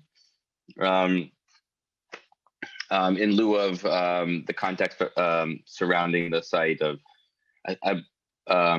I believe Domino is 5.6, and then the 2005 rezoning sites are 4.7. So the north and south Domino is the density is the same at Domino, the north site that's built, the Cook's Fox building, and the south site and the north site. Those are both 6 with 6.5 with community facility. And this is the same zoning designation. What's interesting is the effective density here is actually a little less than those projects when you account for the street bed, the road bed as part of the lot area, which is how you're arriving at that 6.1. Domino is really 6.5, and the North Williamsburg sites are as well. Okay. So then this is the same density that you're proposing as the Domino site. Yes. across all of the sites, right? Because your Domino's. Correct. Right. Domino has an upland site that's different, and the refinery is also different. Okay. The community board and the borough president and other community stakeholders have been very clear, demanding greater and deeper affordability than the baseline that's provided by MIH option 1. How does Two Trees anticipate answering these demands? You know, I think working with your office and figuring out a way to deepen the affordability then more beyond what's required by MIH in terms of the AMIs that are proposed, in addition to thinking about how to get more units in this vicinity, whether it's, you know, senior housing that's within, you know, some radius of the project, or more housing on site. Like we're open to a lot of options and want to continue to work with your office to figure out, you know, how to best serve that need. Okay. And have you identified any sites nearby that could potentially be, you know, additional sites of for affordable housing? We are certainly working on it hard, and we expect to give your office some updates over the next couple weeks on kind of what we're thinking could potentially work for you or work for your constituents. Both the community board and the borough president also raised concerns about providing a baseline of 2 and 3 bedroom units, especially with regard to the affordable housing component. Do you have proposed unit size mix in the proposal as set forth? We do not. Premature based on kind of a couple things. One, what the market is. I mean, we know that at Domino, the demand has been trending larger from when we first started. So, you know, it does seem like the neighborhood as a whole is trending in that direction, more family-sized units, I will say. But we'll have to determine, you know, what the unit mix is when we get much closer to actually doing the construction drawings for these buildings, and then also see what the programmatic requirements are for the affordable housing at that time, whether they have to, you know, match the market rate mix, or we can deviate and potentially have some larger affordable units. We're definitely open to doing so long as the programs will allow us to do that. In the Domino development, the only reason I ask about this is because it's close by and Two Trees is the developer. But in the Domino development, has there been a change between unit size mixes from one development site to another? So I think that between the first 2 buildings, the units got, the mix didn't really change, but the units did get a little bigger. And then now we are in a design process for our 3rd building.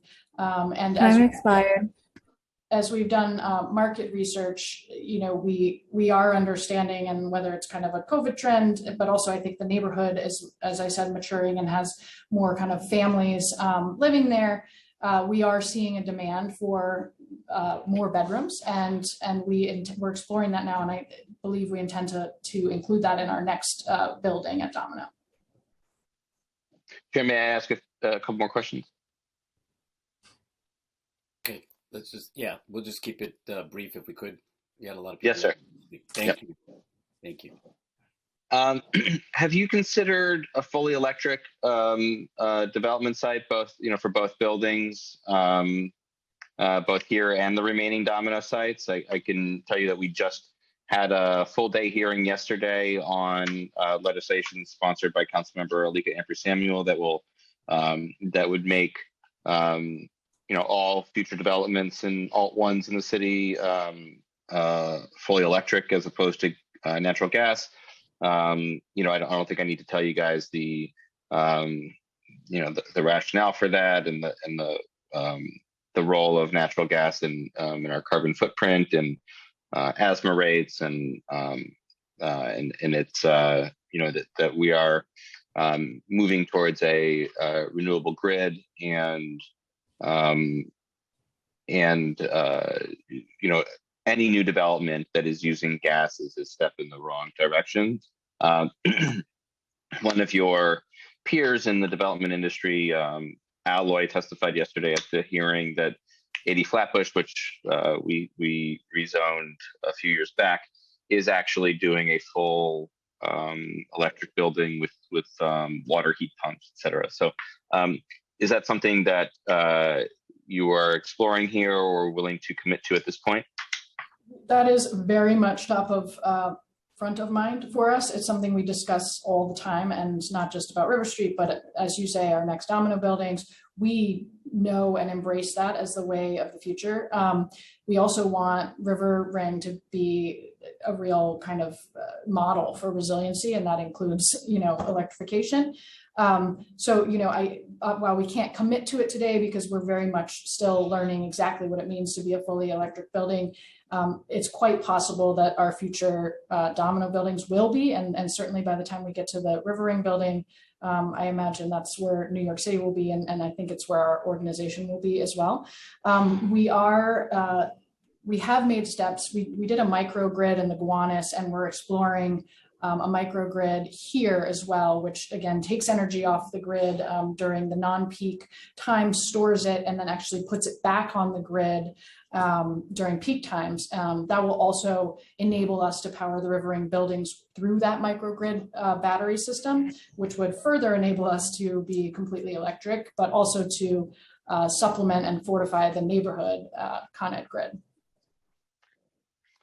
Yeah, I would maybe recommend reaching out to the people at Alloy to see kind of what their experience has been, because they're in the early stages of constructing the building right now. It's within, it's in their plan. Yeah. In terms of resiliency, the wave attenuation construction program that you've identified, that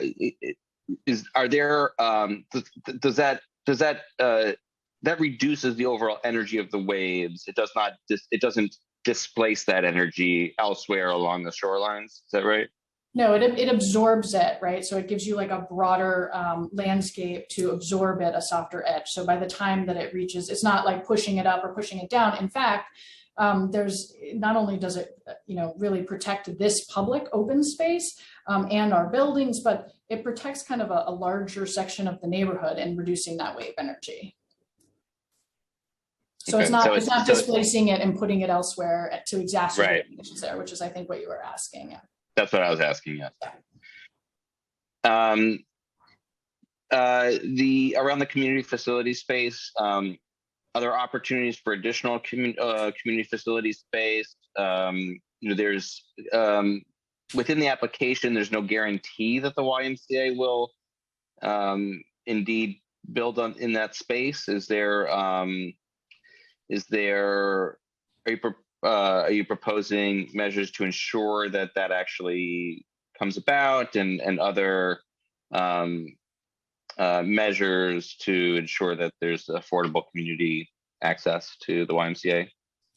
Yeah, I mean, we're pretty far along with the Y. We have an executed LOI that agrees upon kind of terms of delivery and the general space requirements and everything for the Y.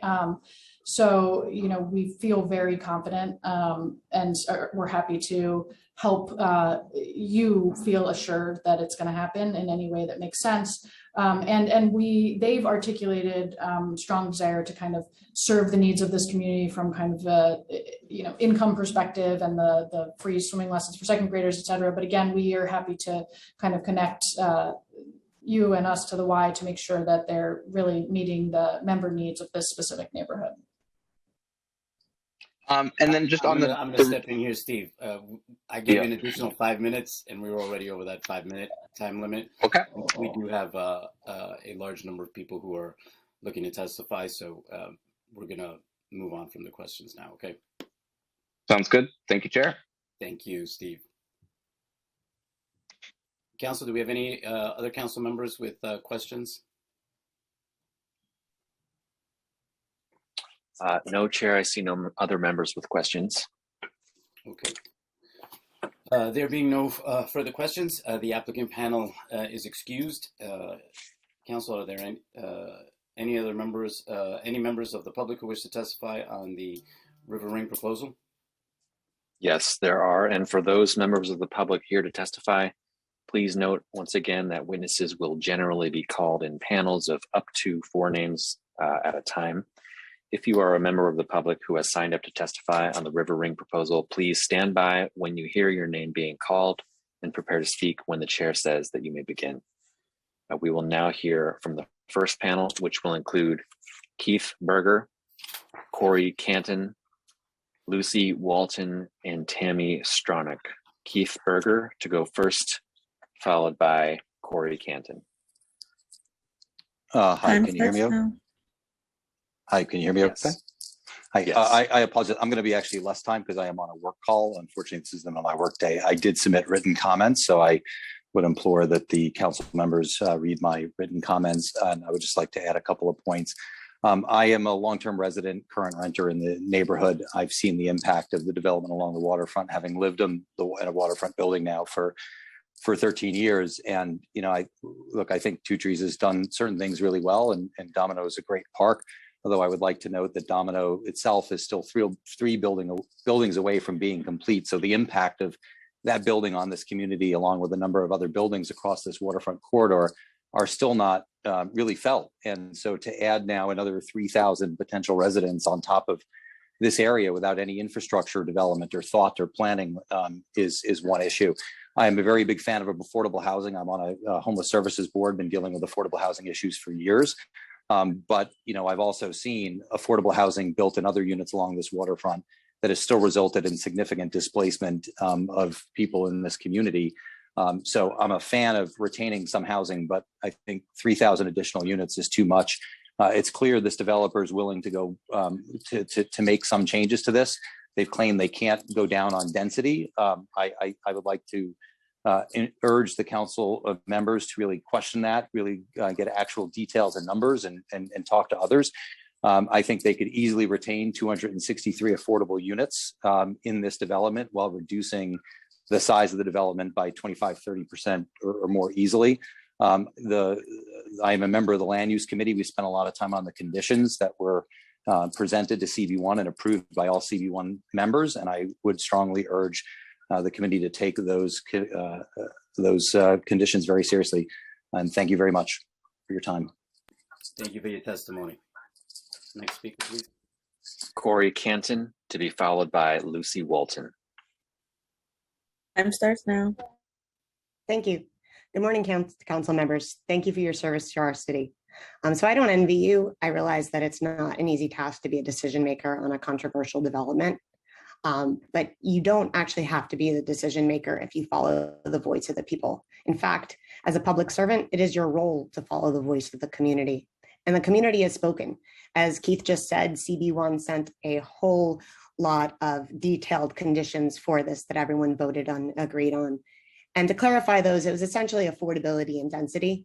Community Board 1 asked for 50% affordable units and 1/3 reduction of density. And, you know, the developer claims they can't do both, and that's probably true, but it's also not our problem. We don't need this rezoning, but they do. And yes, I agree that we need affordable housing, and they're offering that. But the luxury housing this development includes is the exact thing that actually makes our city less affordable.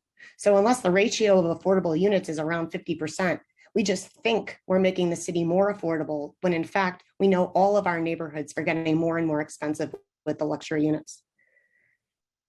The question I keep on hearing is that elected officials want to know how much can the developers do? What do their books look like so the city can push them to the max? But I think that's the wrong question. Developers' books are based on how much they spent on the site, which is based on an assumption of how big a rezoning they can get with what tax subsidies. If the developer thought from the beginning that they needed to do 50% affordability and a lower density, then they would have spent less on the Con Ed site. Rezonings offer leverage to our city. This is a moment where our city can set a precedent of what it is that we're looking for. This is a legacy project for the developer, and it's a legacy project for the city. You can choose to reduce the density and the height, and bring affordability to our community. And you can choose what's right for you. If you believe in community-based planning, please I'm listen to the expired. community. Thank you. Thank you Next. for your testimony. Next speaker will be Lucy Walton, followed by Tammy Stronach. Time starts now. Thank you very much and appreciate the due process today. Like many of my neighbours, I'm actually pro-development of this site. However, I am not pro-development to the level of 3,000 units, which I think will simply overwhelm our infrastructure. And I would support the conditions that the community have put together with a 1/3 reduction of density and also an increase in affordable units. Our ask is that the investment in the land, as Corey pointed out, is not the starting position for the negotiation. In fact, this developer is extracting a tremendous amount of value from our neighborhood, and we ask that we do not accept their first offer of their plan. Instead, we uphold the CB1 conditions which were put together by the community. We ask that we're not railroaded into a snap decision on what will be Brooklyn's second largest tower and a tremendous legacy of Steve Levin and of this council. Just because it suits the developer to do this quickly, this should have much more detailed public consultation than has been possible during the pandemic, in Zoom meetings with limited access, and then in other hearings where extreme weather events have been taking place at the exact same time. So I would question just why we're doing this so quickly, because it suits the developer. I'd also question the misrepresentation of the acreage of parkland, 3 acres of which are underwater. And the need for increased access to the waterfront, which I've heard numerous times, when a 36-year-old man died at Domino Park recently after falling in and being swept away by tidal currents. I don't think it's a responsible thing to do to allow children and dog walkers and even adults any more access to the waterfront, given the dangers of that particular current. I think there have been some really gross misrepresentations of the people who are against this as NIMBY or just against all development. I myself could be characterized as one of those gentrifiers in the neighborhood. I would say that I'm very pro-development, as are many of the people who live here, but in a sensible and thoughtful manner. And by the way, this development is going to increase the value of many of our units. So it's not that we will lose out from this. What's most offensive is the minimum level of affordability in the mega towers. At $7,000 to $10,000 per month of rent per unit, this building will actually push out diverse communities even further from our neighborhood. We demand that we just get more out of this rezoning than is currently on the table. And we'd also just question that the developers failed to release any of the affordable units in their 1 South First Time Street. expired. Trusted to do the Thank right you for thing. your testimony. Thank you. Next speaker, please. Tammy Stronach will be the next and last speaker on this panel. Time begins now.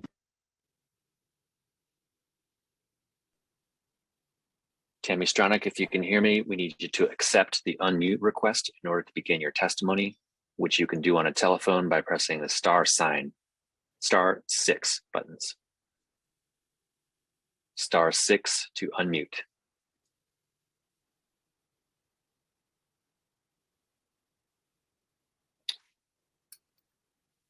Okay.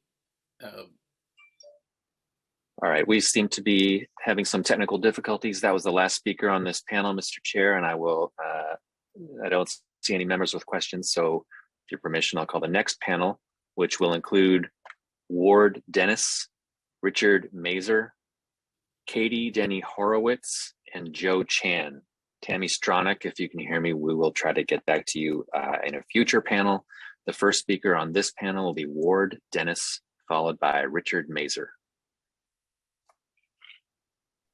Time starts now.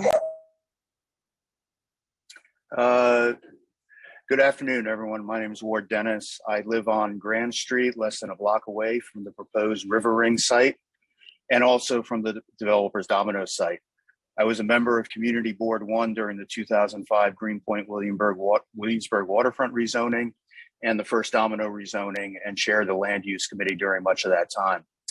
Testifying on my own behalf today in general support of the rezoning of the River Street site to residential use, with some conditions and comments on this application specifically.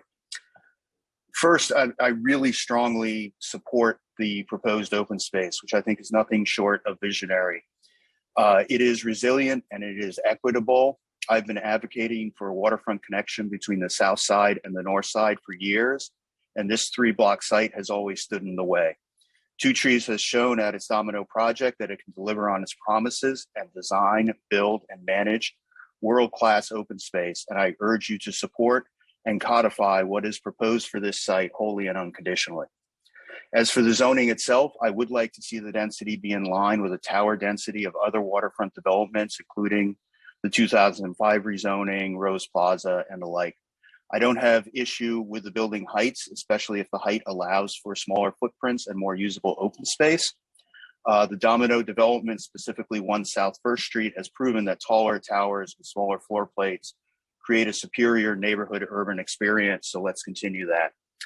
I think everyone agrees that this project needs to have more affordable housing and at deeper levels of affordability. And while I'd like to see the density adjusted to the extent that this site is going to be zoned denser than the neighboring towers, it should be providing more affordable housing and more affordability than those sites. And last, while this proposal does some amazing things in the name of sustainability and resiliency, that should be taken much further. There have been excellent suggestions for modifications, such as full electrification, on-site geothermal, and others, and I strongly urge you to pursue those. Thank you. Thank you. Thank you for your testimony. Next speaker will be Richard Mazer, to be followed by Katie Denny Horowitz. Time starts now. Okay, can you hear me? We can hear you. All right, this is Rich Mazer, a lifelong resident of Greenpoint. I've only been here since 1950, which is 71 years, and I just want to put everything into context.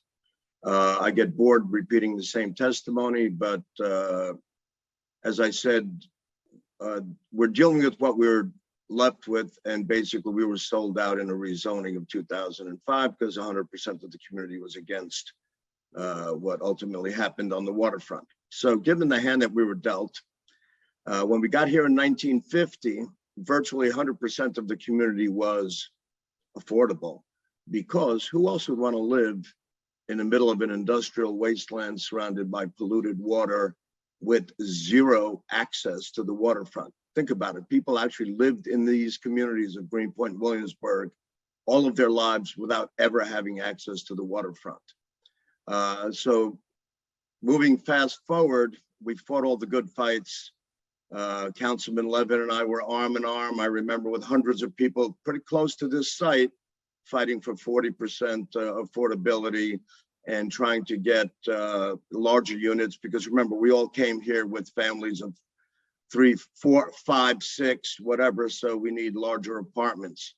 Having said all of this, I look at the project and say, wow, we can actually get to the waterfront without sneaking on like I used to as a kid.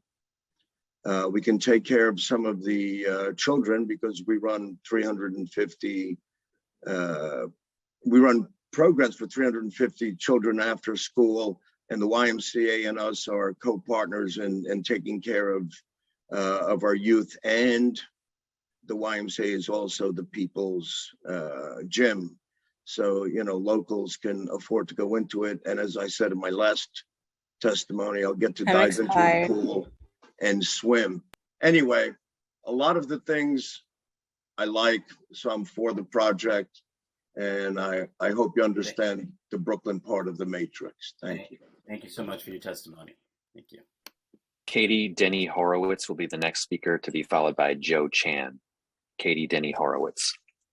Time starts now. Hi there, can you hear me? We can hear you. Great. We can hear you. Good afternoon. My name is Katie Denny Horowitz. I'm a longtime resident of Greenpoint, Brooklyn, although not as long as Richard. I've been here for about 20 years. I'm a member of Community Board 1, and I'm the executive director of the North Brooklyn Parks Alliance, whose mission it is to create an equitable, accessible, and vibrant park and open space system here in North Brooklyn. And it's with that mission in mind that I'm sharing my experience with Two Trees as a well-demonstrated park creator and manager, most notably in its success of Domino Park, a beloved waterfront park that offers the highest quality in maintenance, operations, and community engagement, especially in Williamsburg's South Side, which is woefully underserved with its lack of open space.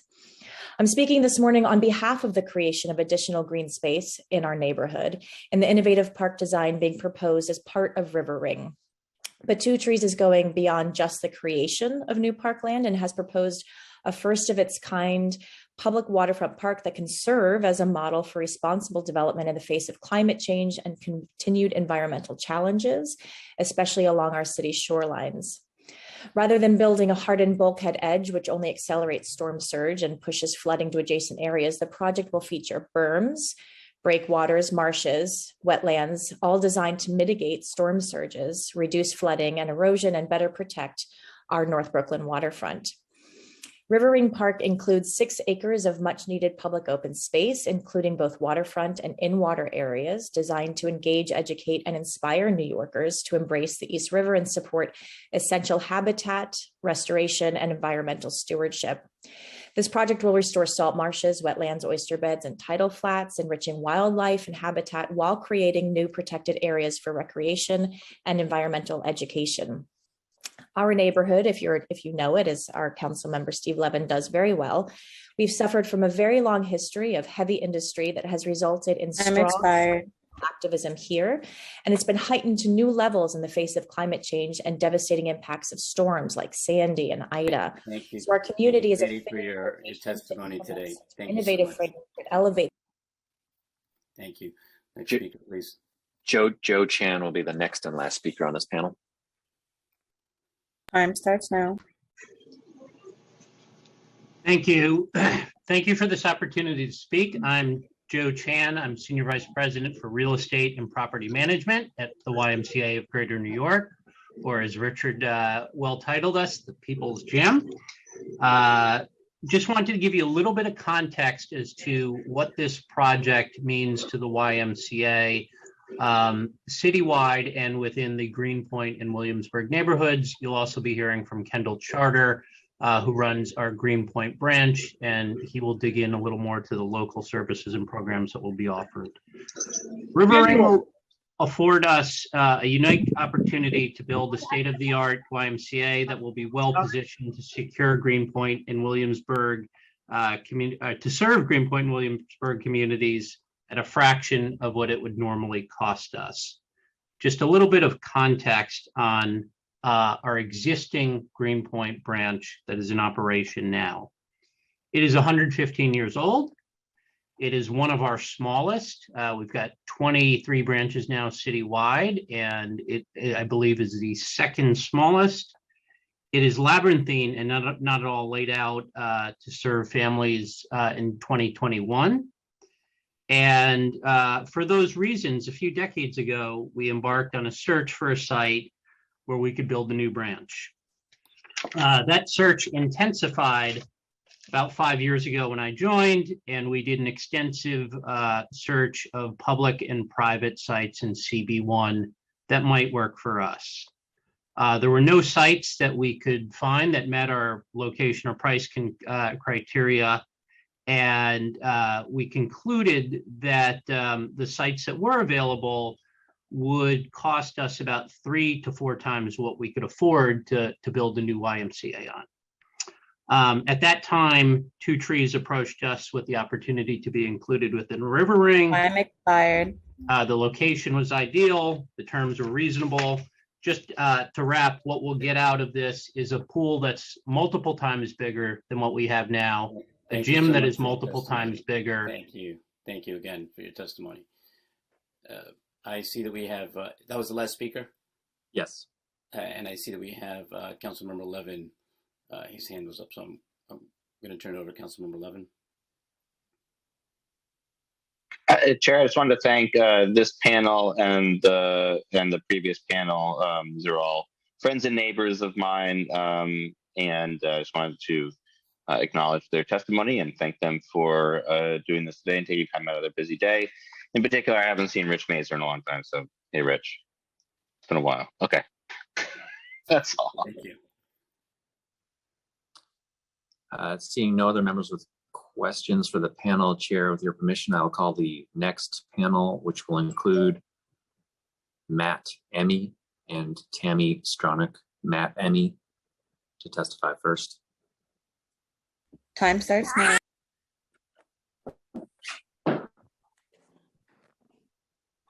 Good afternoon, Council. Thank you for taking the time to hear our comments. I'm a business owner who has been in the Greenpoint and Williamsburg area for operated for 12 years, and I would like to speak out against the proposed development as it sits. While there are many thoughtful items about the River Ring rezoning proposal that I can appreciate, I can't fathom any reason why the city should grant the opening offer. This is a negotiation, and this is a negotiation that should exist between the city residents and the developer and the community board. The current proposal is no different from a pre-COVID opening offer we saw 3 years ago and incorporates no community feedback, only input taken from a park meeting that had no bearing on the design and the layout of the building itself. Sustainable Williamsburg has received over 8,000 petition signatures from the neighborhood, voicing their dissatisfaction with the plan as it exists. It's unfathomable to me that as neighbors, we wouldn't have the opportunity to see the developers rework the proposal based on conditions applied in the city council meeting, 3 years of neighborhood feedback in multiple meetings, and from the impact of an ongoing endemic. A yes to this zoning breaks a fair process, robs the community of the ability to negotiate, and puts the developer in the most favorable financial condition at the expense of a vibrant and beautiful neighborhood that I call home to my family and daughters. We deserve a discussion and a negotiation around what is arguably the most important decision our neighborhood will face in the next 30 years. Thank you. I surrender the remainder of the time. Tammy Stronach will be the next speaker. Tammy Stronach. Time starts now.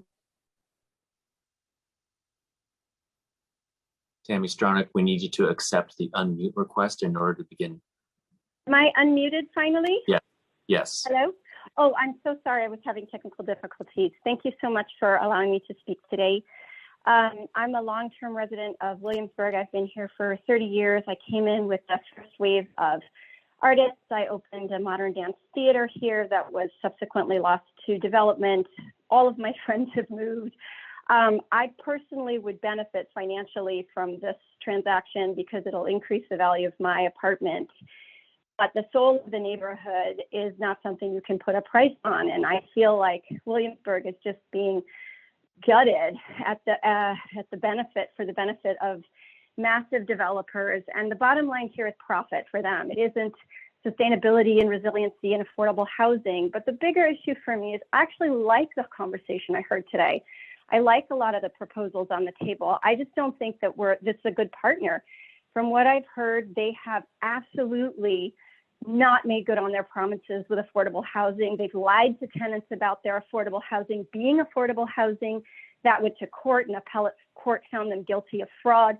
And I just don't understand how our council members can sweep past negligent behavior like that under the table. If you're going to partner with somebody, you need to know that they actually are going to meet their requirements. So what I'm saying is I'm sure this will be rammed down our throats. I'm sure there's nothing much we can do about it. But what we can do about it with this zoning opportunity for you guys to speak for us is make sure there's oversight. Make sure that there aren't these beautiful bullet points and these lovely speaking points that public speaking coaches gave them, but that actually these things materialize. And that's going to need oversight for the conditions the whole community agreed on wanting. Please look at those conditions, fight for them, fight for us. This is our neighborhood.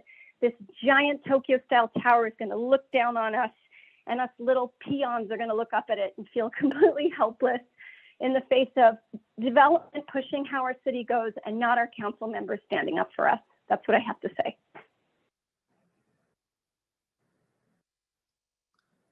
Mr. Chair, that was the last speaker on this panel. I don't see any members with questions for this panel, so we can move on to the next, which will include Adam Ganser, Lori Raphael, Kendall Charter, and Renzo Ramirez. Adam Ganzer to testify first, followed by Lori Raphael. Time starts now.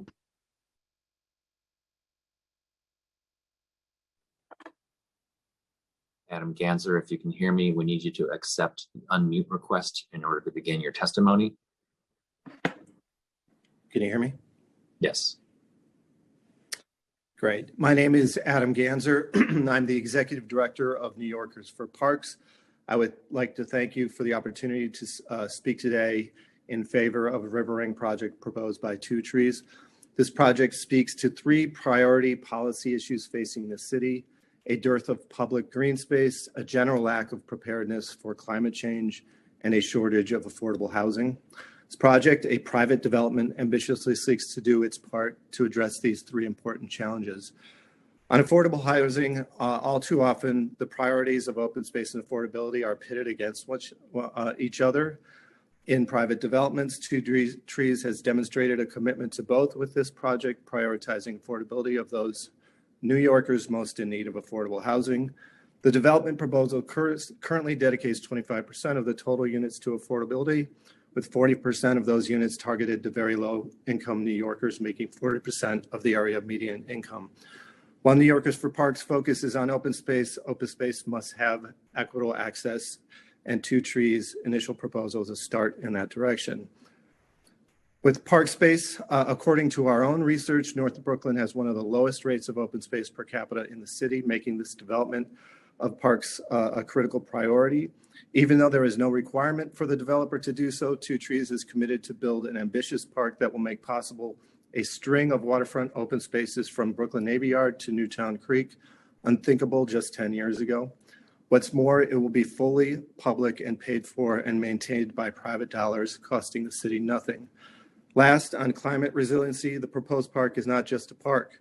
It is a forward-thinking climate resiliency model with breakwaters to slow down wave action, reducing the impact of storm surges, and protecting the neighborhood. The project sets an important precedent for future waterfront development in New York City. What's more, the park's resiliency features will allow the natural habitat of the East River at this site to be restored. Lori Raphael will be the next speaker, to be followed by Kendall Charter. Time starts now. Good morning. My name is Lori Raphael. I'm Senior Vice President of the Brooklyn Chamber of Commerce, and I'm speaking in full support of the River Ring project. The River Ring project addresses the borough's need for additional housing of all types, with 313 affordable units comprising at least 25% of the total, 30,000 square feet of neighborhood retail, over 6 acres of waterfront park, and resiliency infrastructure. We see this as a contextual and welcome addition to the Williamsburg waterfront. Two Trees has consistently offered well-designed projects that meet a wide range of the needs in the communities in which they build. In addition to affordable housing, the project will create 506 permanent jobs and over 2,000 construction jobs. This is a significant amount of job creation in our post-pandemic economy. The site is designed for storm resiliency, which is an increasingly necessary measure to protect against flooding as we address the effects of climate change. This flood mitigation would extend beyond the site itself and into potentially 500 surrounding inland sites. Sustainable features include an infrastructure that will not rely on or in any way burden the city's sewer, stormwater, or electrical grid. We're in full support of the sale of, a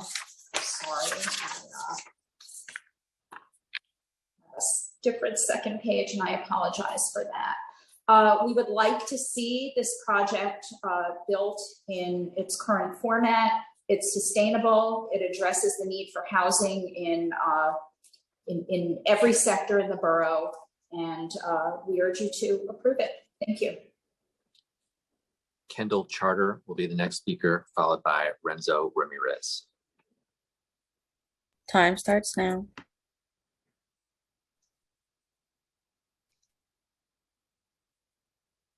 Good morning. Thank you, council members. My name is Kendall Charter. I'm the executive director of the Greenpoint YMCA. We really strongly support this project. The YMCA is thrilled to be part of the River Ring project, which will include a new YMCA that will serve thousands of families and young people in Greenpoint and Williamsburg. We welcome the opportunity to provide additional services and resources to our community where we have been for more than 100 years since 1906. Our goal is to serve more in our community, supporting working families and young people, offering programs like second grade swim, family swim, lifeguard training, after-school programs, early childhood development, sports programs, wellness programs for seniors and adults, and a place where our community can come together to make new friends. Again, we support the River Ring Project and a new YMCA, serving thousands more families and young people in Greenpoint and Williamsburg. Thank you. Renzo Ramirez will be the next speaker.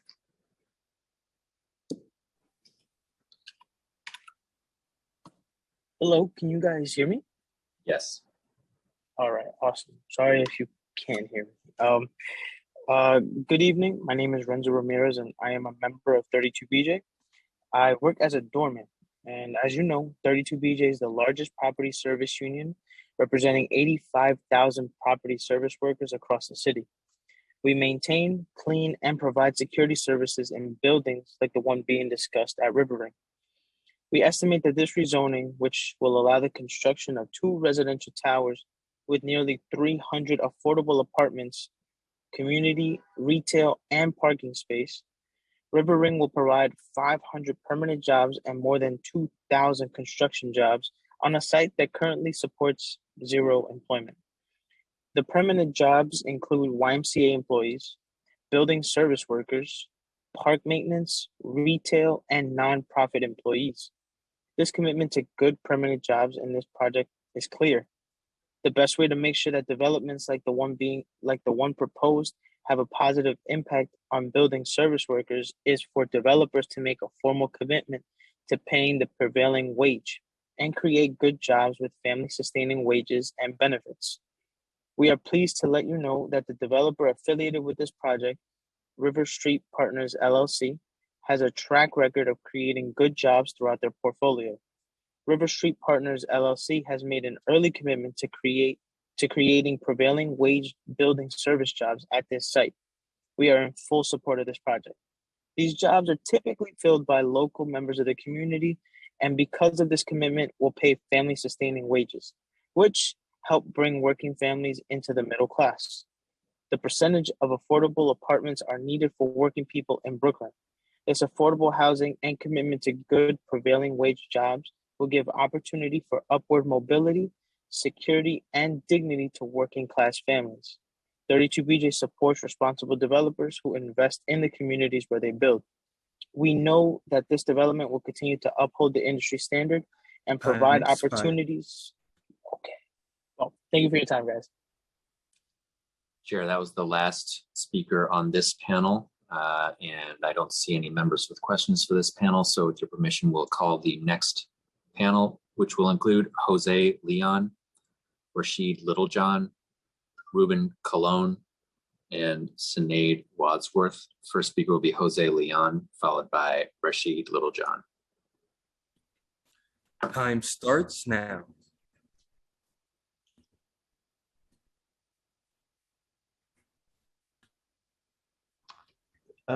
Good afternoon, council members. Good afternoon, council members. Thank you for the opportunity to testify on the River Ring project. I am with St. Nick's Alliance, and St. Nick's Alliance, Los Sures, and El Puente make up the Community Coalition. We're a grassroots, mission-driven organizations engaged in affordable housing, environmental justice, and creating access for low-income people seeking a foothold in the economic growth in New York City. My testimony on recommendations from the coalition has been presented to the Community Board, Committee Board 1, the Brooklyn Borough President's Office, and to Council Members Steve Levin and Antonio Reynoso. I will speak about the coalition's recommendations on affordable housing and jobs, and a colleague from El Puente will speak on energy and the environment, who will be joining a little bit later. Collectively, the coalition has engaged 2 trees and other developers during the rezoning of industrial land to residential for community benefits. In the Domino Park rezoning, That advocacy led to environmental justice gains as exemplified in the award-winning Domino Park, nearly 100 construction jobs created and affordable housing set-asides. Two Trees has been a leader amongst developers in proactive community engagement and these efforts with great success. Now there's a starting wage of $20 per hour for construction placements and contribution to cost of local training. We ask that they continue this commitment to the community. While we understand concerns about height and density, creating deeply affordable housing and underwriting improvements to the environment and creating jobs is a greater priority concern for the community and the coalition. We support the River Ring project with the following recommendations. Number one, the community board has set a condition of 50% affordable of the units to be developed. We demand that a minimum of 40% of these units be available to residents with incomes of 40% of the area median income. Most of the current inclusionary units are at the 80% to 120% AMI, and too often those are filled by rising young professionals who have far more housing options. The affordable units should be affordable in perpetuity. Number three, local hiring for 100 construction jobs, 50 per building and underwriting training costs. Number four, provide access to 10 union scale building services jobs. Number five, a commitment to career path approach on wages and scale growth, leading to annual salaries of $50,000 for high-performing workers after 12 months of employment. Two Trees has been exemplary in working with the community groups and residents to create a new point of access to construction jobs and exceeding commitments in the last Domino site rezoning goals. We hope they will continue and accommodate the coalition's request on River Ring. Thank you so much for your time, and I hope you can support these recommendations. Thank you. Rashid Littlejohn will be the next speaker, followed by Ruben Colon. Rashid Littlejohn. How you doing? My name is Rashid Littlejohn, a member of the Bushwick community, also a nonprofit leader. And I am much in support of this project, and I see the innovation and the ingenuity that is in the design and the impact that it can have on the community. My concern is more so with the quality of life of what the affordable housing opportunities will be for those recipients who gain access to having more family units, for individuals that have, the desire to grow, their family size. I also think that there should be a lot more units allocated in this project for affordable housing, as this is an opportunity to turn the tides of what it means to intermix the luxury apartments and developing communities, as well as how we are going to anchor the necessary support around those who are in affordable housing, and really just creating a culture of inclusion and not, what can also feel like segregation at many points if areas are only allocated for certain recipients in one corner, more so than just allowing people to have a full existence throughout these different developments. And I just pray that our council members work with leaders in the community that look like the residents of the affordable housing units to make sure that there's leadership when it comes to making sure the voices of those who gain access to this space are heard, and concerns about being included in the community are always met when it comes to really having opportunities and access to positions of leadership and power, whether it's working with Two Trees or within a lot of the businesses that will come. Rashid, and I land my plane. Ruben Colon will be the next speaker, followed by Sinead Wadsworth. Ruben Colon. Time starts now. Yes, good afternoon. Thank you for giving me an opportunity to speak. My name is Ruben Colon. I'm a Brooklyn resident, lifelong resident, and a member of my community board. I'm here speaking on behalf of the Carpenters Union and thousands of members with ties to Brooklyn.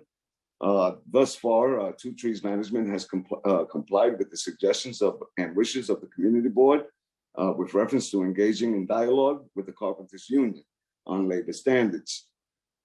We are scheduled to meet again in early December. Therefore, the Carpenters Union, on behalf of 300 carpenter families, which will be affected directly by your decision, would like to express our continued support for the River Ring project at this time. Sinead Wadsworth will not be speaking today. She had another engagement, so I want to thank you again, Councilman Moya, Councilman Levin, for the opportunity to speak. Thank you, sir. Okay, we just heard that Sanad Wadsworth will not be speaking on this panel, so this panel has concluded. Chair, I see no members with questions, so we'll call the next panel, which will include Scott Baker, Paul Samulski, Daniela Castillo, Marcel Negrete. First speaker will be Scott Baker, followed by Paul Samulski. Time starts now. Hello, I'm Scott Baker. I'm the leader of a biking group, Urban Cyclists, with 2,500 members, and we go all over the city, including the new waterfront in Brooklyn, Queens. I'm also the leader of the River Arch Consortium, and I'm strongly in favor of this project. I think Two Trees has gone above and beyond what's required, especially in the parkland. They're going into the river with a very exciting and very sustainable set of park structures, which will break the waters even in 100 years from now when they're higher than they are now. As far as the affordability goes, if they're providing what they say, 40 to 60% AMI, that's going above and beyond what most developers do as well. Even if it's 25% of the project, that's a deeper level of affordability than most developments do when they so-called proposed affordable housing. So I'm strongly in favor of this. I think it's obviously a welcome waterfront extension right now. In fact, I'm about to go out after this meeting to bike that area. And I know that that area is now basically a derelict zone, which was a Con Ed site previously, and you can't even ride through it. So it'd be welcome to have this whole waterfront extended and to continue all the way down to the Manhattan Bridge and beyond.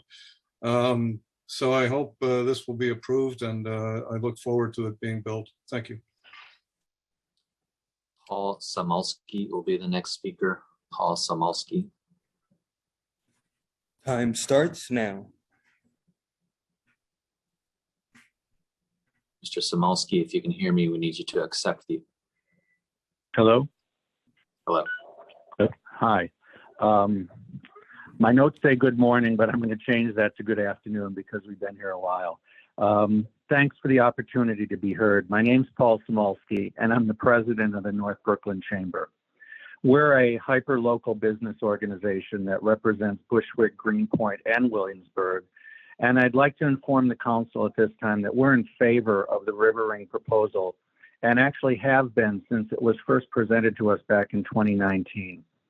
The idea of taking a potentially dangerous eyesore, such as the old Con Ed fuel oil storage site on the North Brooklyn waterfront, and turning it into a thoughtfully designed new addition to our urban waterfront was always of interest to us. The fact that throughout the entire series of public and community board meetings, Two Trees has been open to reacting to the conditions that have been put before them makes us even more comfortable and supportive of this project. Productively dealing with the issues of climate resiliency and carbon footprint, the need for affordable housing units, the ability to offer a significant number of local jobs, and the opportunity to present the local YMCA with a potential new facility which would serve the community, and positively satisfying those issues shows the character of Two Trees, which I'm happy to say has been a good neighbor to North Brooklyn for many decades. The addition of the River Ring will complete the continuous public waterfront that stretches from Domino Park up to Bushwick Inlet Park, which will address a major missing piece in the connection between Williamsburg and Greenpoint, two communities we're obviously very passionate about. Also expressing concerns pertaining to the impact that the River Ring would have on our North Brooklyn infrastructure, we hosted a meeting with the MTA to directly discuss the local subway situation, specifically the L-Train, which was thought to receive the lion's share of additional ridership. And the MTA assured us via detailed presentation that with the recent improvements to the local stations and the future 10-year plan they currently have in play, it will prevent any public transit nightmare due to the addition of the River Ring. Thank you for your testimony today. Thank you so much. Daniela Castillo will be the next speaker, followed by Marcel Negrete. Time starts now. Hi, everyone. Can you hear me? Yes. Okay, Yes, we so can. thank you for the opportunity to speak. I'll try to be brief. I plan on submitting more thorough and detailed written testimony. My name is Dani Castillo. I'm here from El Puente, a human rights institution that engages community members in the arts, education, scientific research, and environmental action in South Williamsburg and Bushwick, two low-income communities of color that have been historically vulnerable to environmental injustices. We have always advocated for greater and equitable access to the waterfront and for the creation of public space. Looking back at the history and legacy of advocacy and activism in our neighborhoods, we always envisioned a promenade or park that would allow residents access and to spend time along this amenity. But unfortunately, we have received multiple upzoning projects against the affordability goals expressed in the 197A plan, and a sorrowful piece of the open green spaces promised in the 2005 rezoning plan. We feel the massive enormity of this project and the speed at which it's moved through ULURP has not properly allowed for genuine community input, but we hope these concerns are taken seriously into account. We understand the concerns regarding the dire lack of affordable housing, and we're in agreement with the demands put forth by Los Sures, as well as the focus on workforce development posed by St. Nick's. We appreciate the conditions made by CB1 and offer suggestions to push forward on these items, especially in regards to affordability and density. Knowing the immensity of this proposal will inevitably bring massive changes and increase displacement, we do offer demands to mitigate these long-term inequitable environmental impacts of the project. And those being knowing that the open space will not adequately respond to the increased residents that will come through Domino and River Ring. We propose funding and support for new parks and improvements to open spaces, specifically to underserved and undermaintained in the South Side. And while we support the use of renewable energy, we would like to push for investments in the South Side to support direct assistance to local building owners, homeowners, and places of worship to install and benefit from any and all innovative technologies that will strengthen preparedness. We also would like to push that. Thank you. Okay. Thank you for your testimony. Marcel Negrete will be the next and last speaker on this panel. Time starts now. Hello, my name is Marcel Negrete. I'm a senior planner with the Regional Plan Association. The RPA fully supports the proposed River Ring development and their requested land use actions. We are particularly enthusiastic about the associated resiliency measures and innovative water management initiatives that are part of this project. As a highly developed, dense waterfront city with 520 miles of shoreline, New York City centered directly at the crosshairs of the climate crisis. In addition to other climate impacts of heat and increased precipitation, the slow, steady, and accelerating rise of sea levels threatens to permanently inundate neighborhoods and infrastructure. We also have a deficit of open space. Only 66% of New Yorkers are within a 5-minute walk to a park, and Community District 1 in particular has one of the lowest amounts of parkland per capita within the city. In our RPA's own 4th regional plan, we called for a combination of resiliency strategies, including zoning changes and investments in engineered and nature-based solutions to adequately adapt to our changing coastline and provide access to new open space. In this regard, River Ring could serve as a regional model. This project will help set new resiliency standards for future development projects in the city and beyond. There's some reasonable considerations and ideas that have been proposed throughout the public review process. There are particularly two that were included in the resolution of the Borough President's Office that we think are worth highlighting. I don't have time to elaborate on those, but we will submit a written testimony that touches on those, but that has to do with the completion of Bushwick Inlet Park and improving the housing lottery process. But just to reiterate, we believe that the City Council can play an important role in facilitating discussions to figure out the details across the various city agencies and the applicant. But we largely encourage the City Council to support and approve the requested actions that would facilitate this development. Thank you for your time in consideration of this proposal. We're always happy to serve as a resource to help provide ideas and find the right mix of solutions to address our planning challenges. Thank you. That was the last speaker on this panel, Mr. Chair. I see no members with questions for this panel, so we'll call the next panel. That will include Michael Kawachka, Ramon Peguero, Millie Kamiri, and Luke Loretti. Michael Kawachka will testify first, followed by Ramon Peguero. Time starts now. Good morning, council members. My name is Michael, and I'm a fourth-generation Greenpointer. I volunteer on the Greenpoint YMCA Board, PS 110 PTA, and the CB1 Land Use Committee that deliberated this project.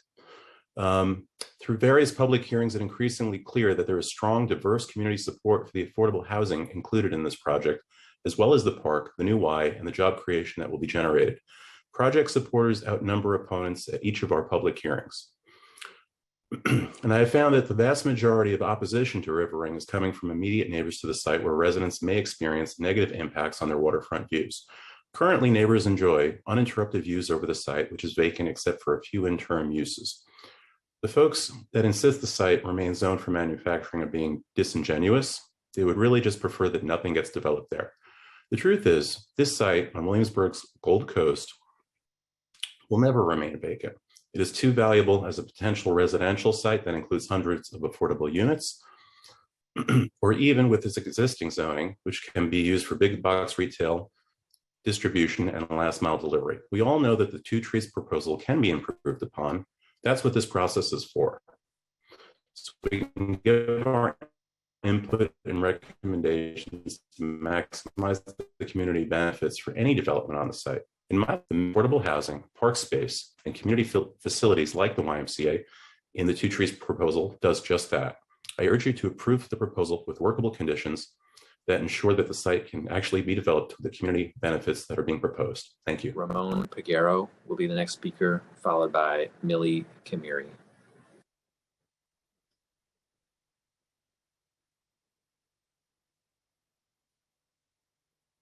Ramon Peguero.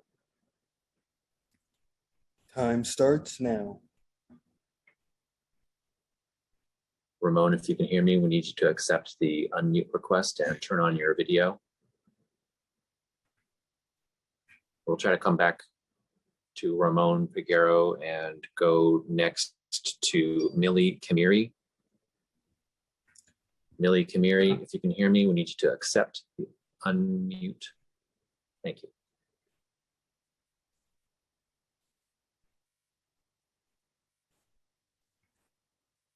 Hi, good afternoon. My name is Millie Kimiri, and I'm a licensed social worker with the Administration for Children's Services, ACS, and a longtime resident in Williamsburg for the past 36 years. I fully support the River Ring project. I love what Two Trees has done in the community. I have seen the positive impact, and it has been instrumental to transform the waterfront in the south side of Williamsburg. This is a critical housing site in a city that has a growing housing crisis. New York City is in dire need of affordable housing.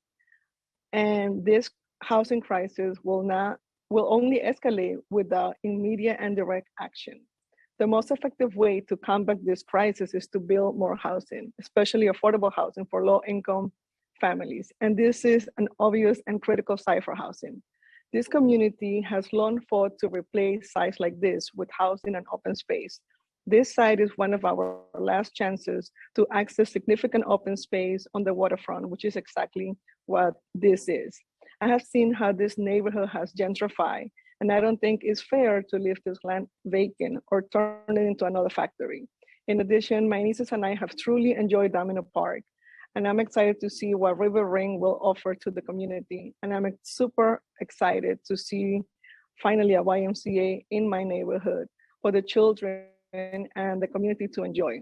This will also create an opportunity where New Yorkers of all ages can interact with the East River, touch and feel the water to help change how we think about our future in light of climate change.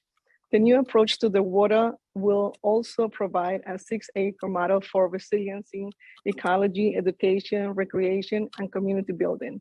I'm looking forward to see what this new development brings to my community. Thank you so much for the opportunity to allow me to speak on behalf of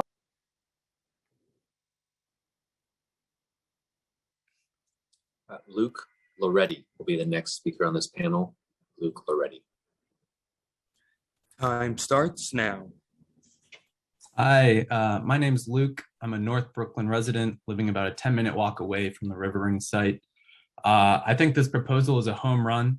Building this gives us over 1,000 much needed homes, The construction of market rate housing will prevent high income earners from outbidding current residents of our neighborhood for our existing housing stock. That is to say, not building this will result in increased displacement pressure along the L train deeper into Brooklyn. Even better, 260 of the proposed units are permanently affordable. If we don't build housing here, those 260 families will almost certainly not have a place to live in an increasingly expensive Williamsburg. Brooklyn CB1 approved this proposal with the request that the project cut 300 homes. I ask that the council reject this request as it greatly diminishes the benefits I just mentioned and shouldn't be considered in the context of an ongoing housing crisis. Thank you for giving me an opportunity to speak today, and I hope to enjoy this new stretch of the waterfront soon. We will try once again to hear testimony from Ramon Peguero. Ramon Peguero, if you can hear me, we would ask that you accept the unmute request in order to begin your testimony. Thank you. My name is Ramon Peguero. I am the president and CEO at the Committee for Hispanic Children and Families. I am also the board chair for Nuestros Niños Child Development Corporation and also a board member of the Brooklyn Navy Yard Court. I've been a resident of Williamsburg since the age of 6. I raised my family there, worked there for the past 25 years. I've been working nonprofits that support and enhance the service delivery models for those that are the most in need in Williamsburg. I was happy to hear that Two Trees was once again developing property in our neighborhood because they have been a true partner in this community. They are not developers in Williamsburg, they are partners in Williamsburg. They have worked with El Puente, Los Sures, St. Nick's, People's Firehouse, and every other organization that cares about affordable housing. In fact, Two Trees called me, Joe Blow, on the street to present the project to me and to ask me to bring other people to the table so that they could also present because they wanted to hear from the community. The other thing that I wanted to bring up is that in every level of hearing, I've been there. And there have been overwhelming majority of community residents that support this project. In the largest storm of the year, a fully packed house in a school auditorium said yes. 90% of the people said yes to this development. I look forward not only to the affordable housing, I look forward not only to the water systems that they're creating, but also the employment opportunities, the social service support, and the entirety of what is a partnership that Two Trees has brought to Williamsburg. I thank you, and I ask for your vote of support for this project. That was the last speaker on this panel, Mr. Chair. With your permission, I see no members with questions, so we'll call the next panel, which will include Susan Albrecht. Susan Albrecht will be the next speaker. Time starts now.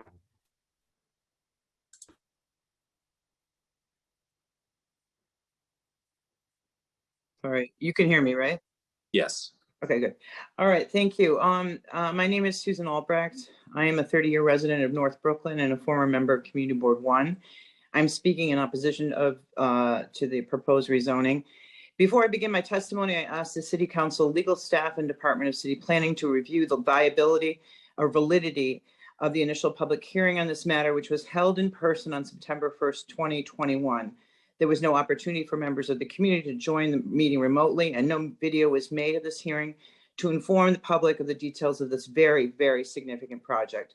On that evening, New York City experienced an unprecedented rainstorm. The mayor of New York City urged residents not to travel and issued a state of emergency. But this initial and important rezoning hearing was held. I attended it, and many, many people who pre-registered did not appear.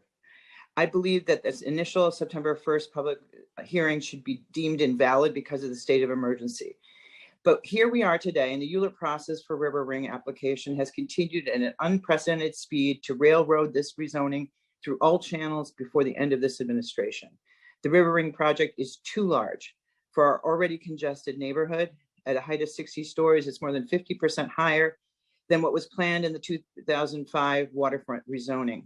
The proposed development is irresponsible. It would add more than 1,000 units to a one-way street bordered by water in a neighborhood with a troubled subway line, in an area that is suffering more condo construction than any other in New York City. The proposed park is flawed and misleading. Although they promise 2.9 above ground acres, fails to meet the 2.5 acres of open space per 1,000 people, given that the towers will add over 2,000 residents. So exactly what are the benefits to the community of this out of scale proposal and project that will ultimately enrich the developer? The key one is that everyone talks about is the commitment to 25% affordable housing. While that might be considered admirable, the developer could do much more. And I asked the New York City Council to look closely at the thoughtful conditions developed by Community Board 1 in their recommendation. Most specifically, increase the number of affordable units and decrease the size of this ridiculously large and out of scale project. Thank you very much. That was the last speaker on this panel, Mr. Chair. I see no members with questions for this panel, so we'll move to the next panel, which will include Neil Sheehan, Ray Acosta, Edward Perez, and William Thomas. First speaker will be Neil Sheehan, to be followed by Ray Acosta. Time starts now. Neil Sheehan, we need you to accept. Yes. Can you hear me? Yes. Thank you. I'm Neil Sheen. Currently I'm the chairperson and co-founder of the North Brooklyn Angels, which is a group dedicated to neighbors helping neighbors. We have about 300 weekly volunteers involved, and we provide food to 1,500 meals and about 5,000 to 10,000 pounds of food in our community. We see old, we see young, we see in between. There's a huge need for affordable housing in our community if the initial people are going to hold on. I do want to clear up something because it's kind of like my commitment to Fox News retort. Two Trees is a development with a great reputation in our community, and this nonsense about criminal cases and whatever is nothing other than nonsense, or somebody not knowing what they're talking about. Having said that, I was involved with the rezoning in 2005. I headed the clergy group with the Bishop of Brooklyn and worked on the rezoning issue to try to bring affordability to our community. This community needs affordability. Two Trees can do that. Steve is a great guy. I worked with him then before he was a councilman. Steve, I trust you to push those issues that you brought up and to push the affordability to its top line and the AMI, and I like the idea of an off-site option. That would be great. We did that a long time ago. I do think it's important that we develop. This site is ridiculous, as Ward mentioned earlier. It should be developed. I don't think we should sit on this thing. This is an equity issue. Progressive communities, upper middle class progressive communities need to understand housing is where equity meets values. If we're worried about congestion over housing, shame on us. Then let's not call that. I mean, I've been in this community my whole life fighting for working class and Time poor expired. people. And equity means get the people housing, live with your crowded L train. Ray Acosta will be the next speaker. Ray Acosta. Time Yes, starts how do you now. do? Do you hear me? Yes. Yes, okay. I'm a lifelong resident of Williamsburg. I'm talking 7 generations deep since the First World War. We are Puerto Rican descendants in Williamsburg for over 100 years. And I'm very anxious to see this construction initiative take flight. It's about time that we see something that only the Upper West Siders or the Upper East Siders enjoy. And it pricks my heart to jealousy. And I think that Williamsburg deserves it.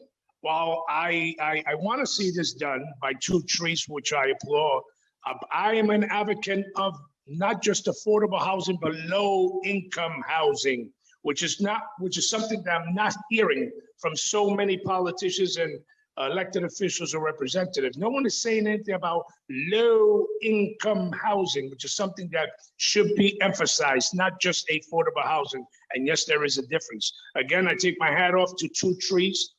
My 7 generations that unfortunately there's only 4 of us left, but we advocate for this beautiful project. And I can't wait for everyone to enjoy as far away as from Coney Island all the way to Williamsburg. Edward Perez will be the next speaker, followed by William Thomas. Edward Perez. Time starts now. Edward Perez, if you can hear me, we need you to accept the unmute. Thank you. Hello? Okay. Good afternoon, Council, and thank you for the opportunity to speak today. My name is Edward Perez. I'm the Senior Monitoring Director at the Big Apple Group. We're also a member of the New York State Association for Affordable Housing and the Supportive Housing Network of New York. I would like to comment in favor of this project with considerations for the protection of adjacent structures. Demolition of the seaward structures and excavation stage for both towers would have the potential to create excessive vibrations, as well as horizontal and vertical displacement that could affect the adjacent structures and their tenants. The Big Apple Group, we would recommend a monitoring protocol that includes a pre-existing condition survey of the adjacent structures, as well as optical and vibration monitoring. Behind me, the image behind me, that's the Hereford Inlet Seawall in North Wildwood, New Jersey, which is also an Army Corps of Engineers project. The contractor is rebuilding that seawall using 31,000 tons, just a little over 31,000 tons of stone fill and capstone. We were monitoring that project for vibrations, protecting the homes adjacent to the construction. And to comment on MTA infrastructure, I can tell you from experience that it's not as bad as people think. In Brooklyn, we're monitoring a few projects, overseeing construction that's adjacent to a variety of tunnels. A development of this size, it wouldn't be the first project that we're working on in Brooklyn. For that very same reason, we recommend the monitoring protocols. Something as simple as reflective targets that are mounted on the adjacent buildings and seismographs with sensors that are mounted on the adjacent buildings and structures. This would protect from any excessive vibrations. It's monitored continuously, remotely, and in the case of any exceedance, we do notify the contractors immediately so they can stop work. Anybody interested in having the Big Apple Group conduct monitoring of the protection of adjacent structures or other civil engineering solutions like geotechnical investigations or special inspections could reach me at 718-767-2900. Time expired. Or you could read more about it at vibrationmonitoring.com. Thank you for your time. William Thomas will be the next and last speaker on this panel. Time starts now. Hi, everyone. My name is Will Thomas. I'm here to support the proposal for River Ring as the Executive Director of Open New York. We're an independent grassroots pro-housing organization. We believe that this project will help to alleviate New York's dire housing shortage and actively help to cut displacement in surrounding areas. And I hope the council can also find a way to support the project. On some level, I believe everyone realizes that New York has a dire housing shortage. But let me toss out a few numbers, so everyone can remember how bad it is.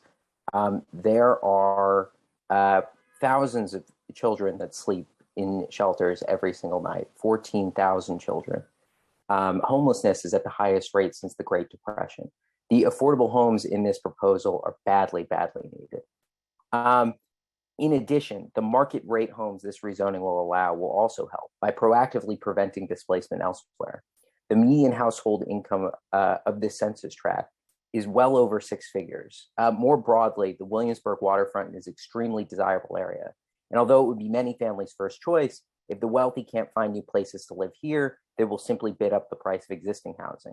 And the families who would otherwise have lived in that housing will instead move to more affordable neighborhoods.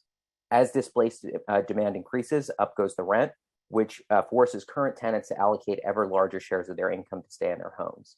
If we don't let young professionals live here, they're not going to disappear. They're going to further displacement pressures in East Williamsburg, Bushwick, and more in Brooklyn. The council should spare families this pressure by supporting the project. Last but not least, I think the council should consider making one ask of the developer. They're seeking a waiver to lower their parking. I think the city ought to go one step forward and mandate the developer include no parking whatsoever completely, as parking is proven to add substantially to housing prices. They can replace the parking with anything else, housing, retail, office space. I just think it's a mistake to have any parking whatsoever in such a walkable neighborhood. Thank you. Chair, that was the last speaker on this panel. And I see no members with questions. So we'll call the next panel, which will include Eliza Grace Madrone, Juana Rodriguez, Peter Malinowski, and Luke Gwarchowski. Eliza Grace Madrone will speak first, followed by Juana Rodriguez. Time starts now.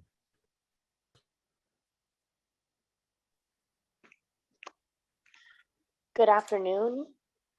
My name is Eliza Grace Madrone. I'm the communications manager for the Brooklyn Greenway Initiative, and I want to thank you for the opportunity to testify in support of the River Ring proposal on behalf of the Brooklyn Greenway Initiative.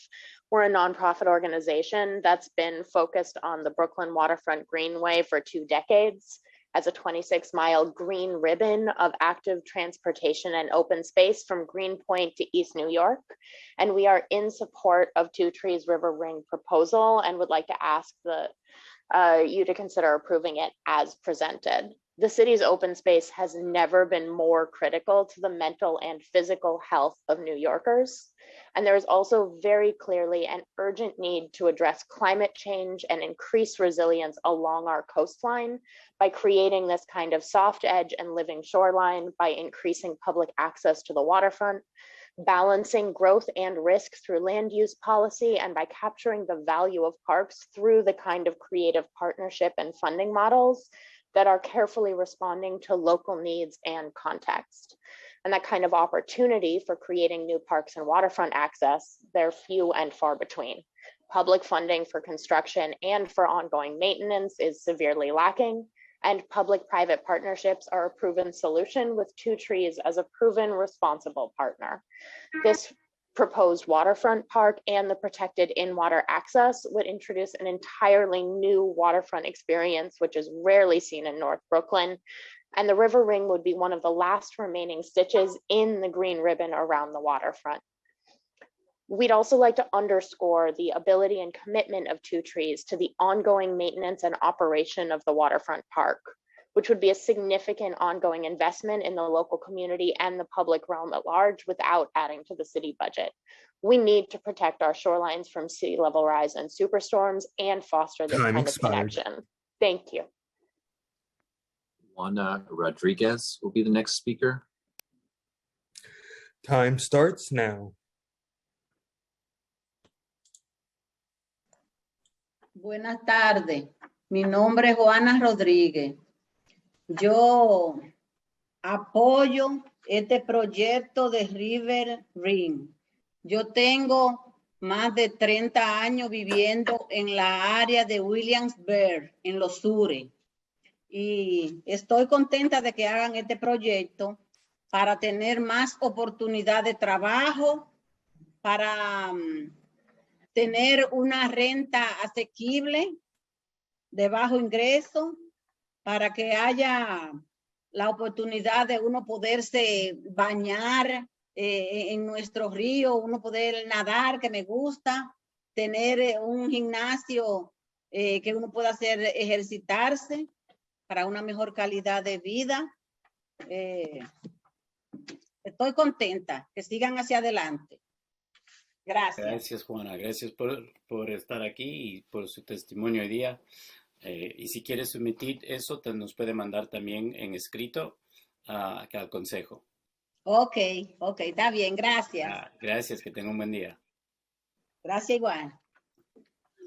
Next speaker will be Peter Malinowski, to be followed by Luke Gwarchowski. Time starts now. Hi, good afternoon. Thank you so much for the opportunity to testify.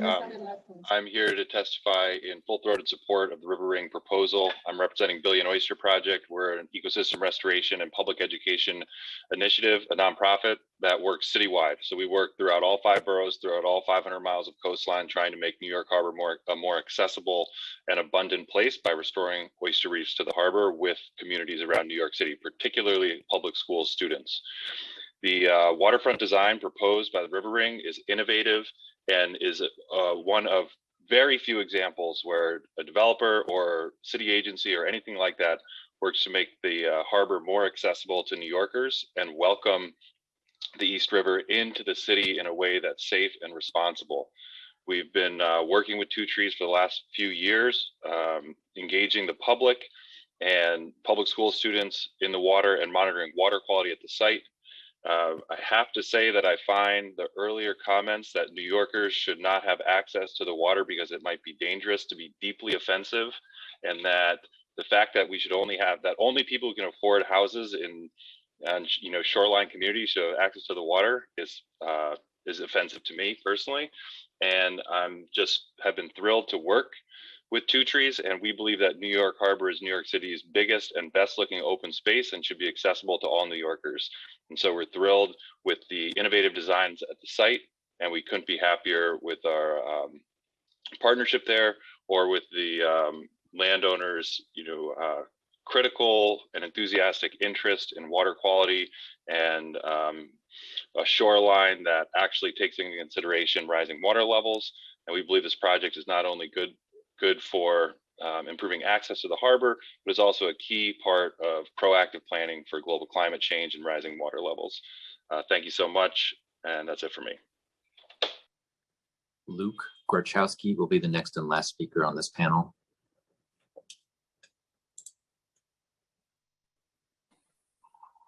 Hi, can you hear me? I hope everybody can hear. Yes. Great. Give me 1 second. Yeah, so my name's Luke Gorchowski. I was born in Brooklyn, long-time resident here. When I came back from college, is the only neighborhood I wanted to move back to, and it's sort of become the center of town now. It's Greenpoint, Williamsburg. It's the place to be. But I remember as a kid when it was not, when it was a toxic wasteland. It was dangerous, filled with abandoned properties on the waterfront. Me and my friends would jump over the fence and we'd try to access the water. That is a big selling point for me, is this accessibility to the waterfront. Obviously, I think that this is, I've seen a lot of the proposals of the waterfront that have come out, and I think Two Trees has really made the best one that I've seen. Just the best proposal right out the bat that I've seen. So want to speak out in support of that. I also just want to say, everybody fear mongering against the project, saying that we're going to lose the community, the soul of the community, and that, there's too much density and not enough housing. I mean, you can't have more affordable housing without the density. I mean, it's an incredibly disingenuous argument to make, and I can't believe that people are doing it with a straight face. I think the value that the community will extract from this property is greater than what even the property developers will extract. I mean, I heard somebody really concerned about that being an issue. And I think, a community pool, community, YMCA access. I mean, these are things that we need. And I'd like to see more affordable housing too, but the fact that they came out with as much units as they did is already impressive. So hopefully there could be some better work going on with that. But the fact that, there's people that are calling for less density, I mean, that just doesn't make sense to me. Nobody was making those arguments when the edge was built. That's all I got to say. Time Thank you, everybody. expired.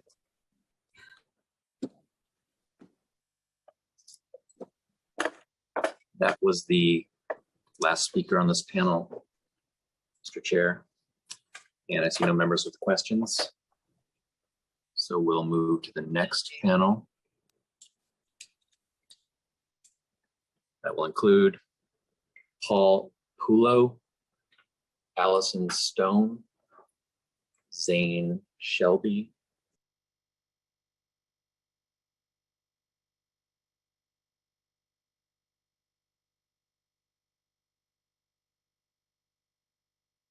Time starts now.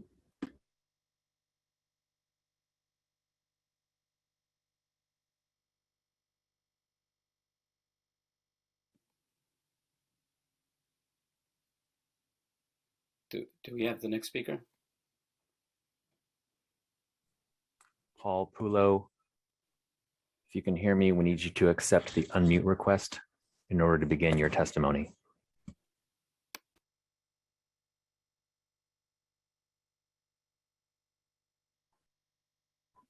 Paul Pulo, if you can hear me, we need you to accept the unmute request. Hi.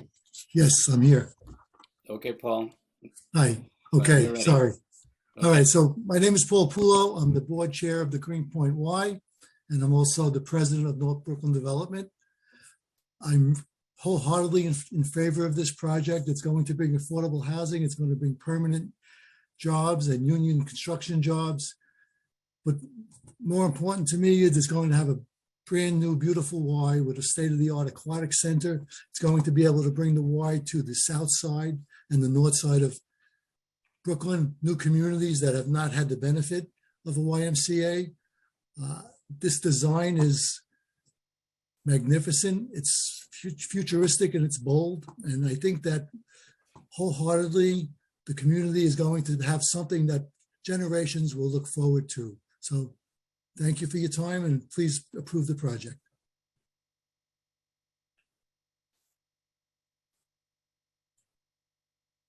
The next speaker will be Allison Stone. Time starts now. Hello, good afternoon. My name is Allison Stone and I'm a neighbor on the south side of Williamsburg. I live just a few blocks from Domino Park. I'm also a member of the Land Use Committee. I was very much part of the decision-making process that other CB1 members have mentioned at today's meeting. Two Trees does a lot for the neighborhood. I am a mom and raising a family here, and it's really nice to have some extra green space and also new development in the area. I know we have some concerns about the expansion and growth here in the neighborhood from other neighbors, and Two Trees really have proven themselves to be the leaders in keeping our neighborhood clean. I have taken matters into my own hands. I lead community cleanups here on the south side. It's no secret that the streets are pretty busy at night and sometimes during the day with some four-legged friends, and it's, I think, at an all-time high. So we're hoping to clean up the neighborhood, and I really do believe that Two Trees and the River Ring project will benefit the neighborhood far and wide and make our neighborhood, which all of us care about so deeply, an even better environment, a safer place for families and children, working with great developers who are presenting this wonderful project. So I am in support of it. Thank you for your time today. I hope everyone has a great day, and thanks again. Zane Shelby will be the next speaker. Time starts now.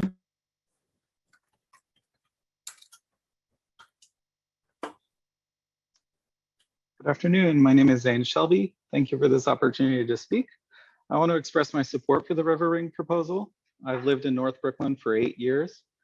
I'm a former resident of Williamsburg, but like many others, I had to move away as rents in the area rose. This project, if approved, will be a powerful weapon against displacement. It will provide new arrivals with an alternative to competing with current residents for the severely limited existing housing stock. What's more, it is currently zoned for industrial use, so there are no residents on site who will be affected. When you consider the needs of the community, I would ask that you consider the concerns of families who have either already been displaced or would like to live in the area but cannot because of how unaffordable it is. Thank you, and I'll yield the rest of my time. Katharina Gioino will be the next and last speaker on this panel. Time starts now.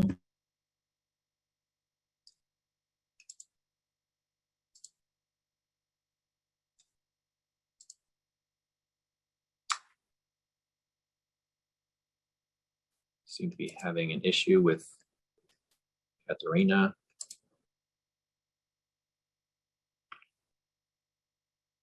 Okay, we will try to come back to her in a future panel.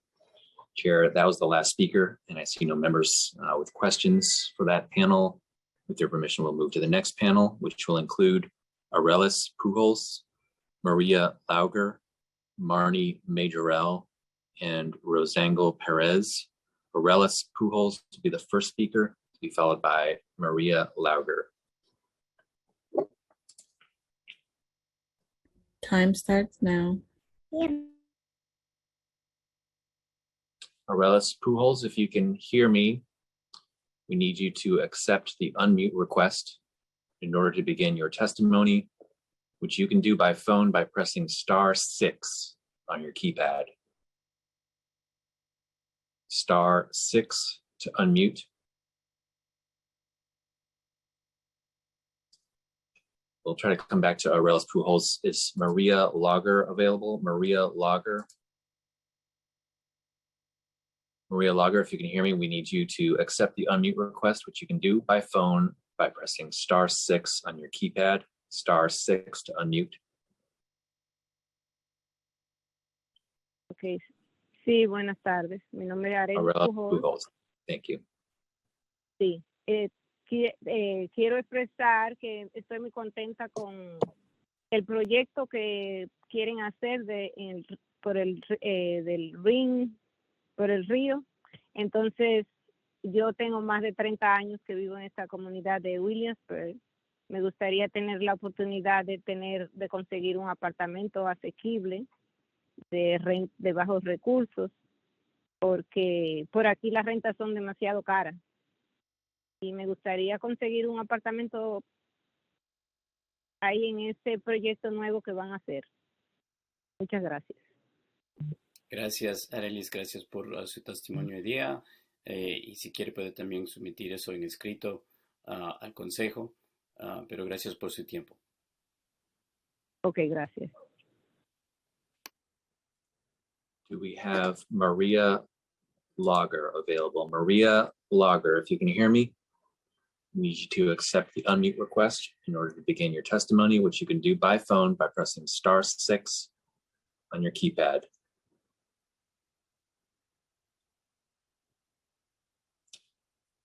Maria Lager will try to come back to you. Marnie Majorel will be the next speaker. Marnie Majorel.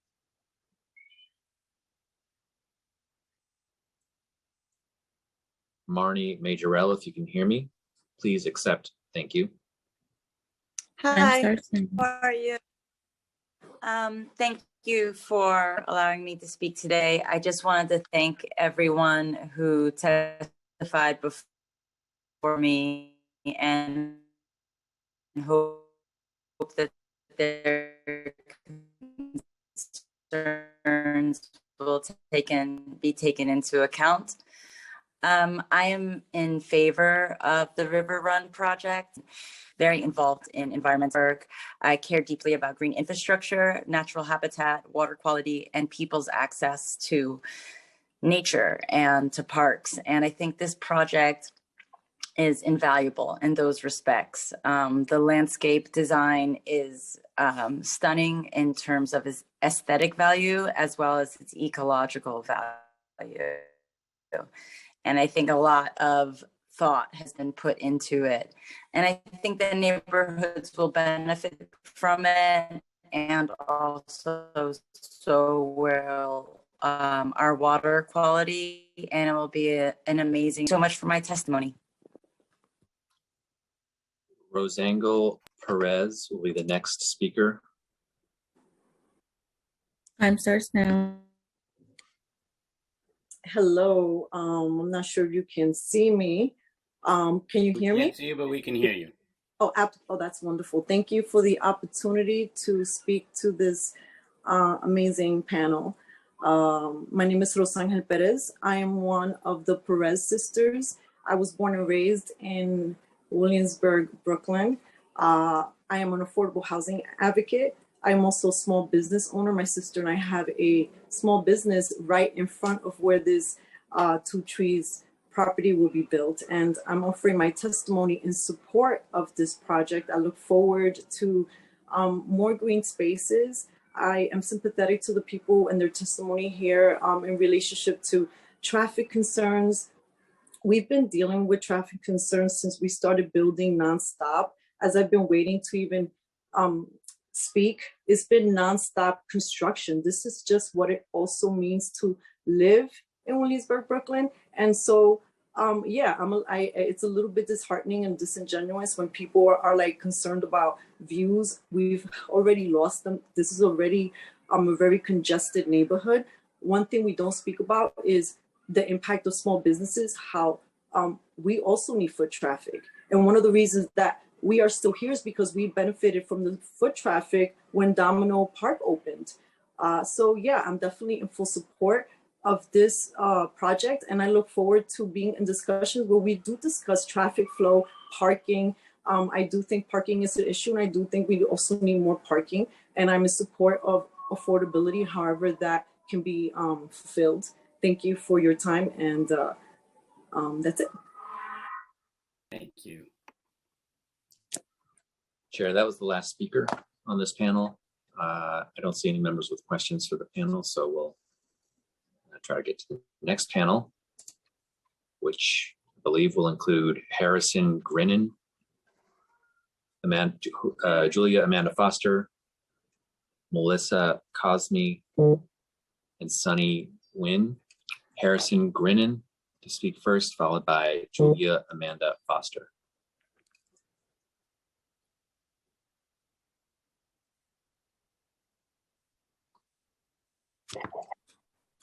Hello, my name is Harrison Grinnan. I'm a resident of Greenpoint. I live about a 10-minute walk from the location that's under consideration. I'd like to talk about the community board meeting that I attended on this topic.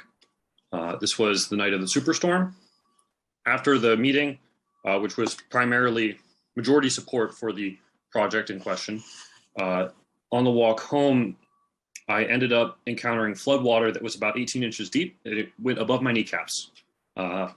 For me, that was a very disgusting inconvenience, but that night was deadly for many in Queens. The reason for that is because we don't have enough housing. More than 100,000 people live in basement units in New York City. And even if we gave them money to buy or to rent a non-basement unit, these are the illegal units that were under discussion. Even if we give them money, they wouldn't be able to find one because there aren't 100,000 empty units available in New York at any given time. The only way that we're going to get people safe from these things is retrofitting those units, which we should do, as well as creating more housing. This is a great place to do this. As well as directly reducing the impact of flooding, this will create 1,000 new homes. And the affordable homes will directly move people out of situations that they don't want to be in. But the market rate homes are important too. Each market rate home means that that person will not be bidding against someone else for their housing. Rich people don't just pop into existence when we build new housing. If we don't build new housing, they buy brownstones. I'm sure you're aware of this. 150-year-old housing in New York can be extremely expensive. It's not just new housing that's expensive. So we need to build way more housing so that the rich people can not compete with existing people in New York. The community board here just asked to reduce 300 of those homes. That means 300 people would not have a house in New York, indirectly or directly. That's offensive to me. Time expired. Thank you for your testimony today. Next speaker. Julia Amanda Foster. Time starts now.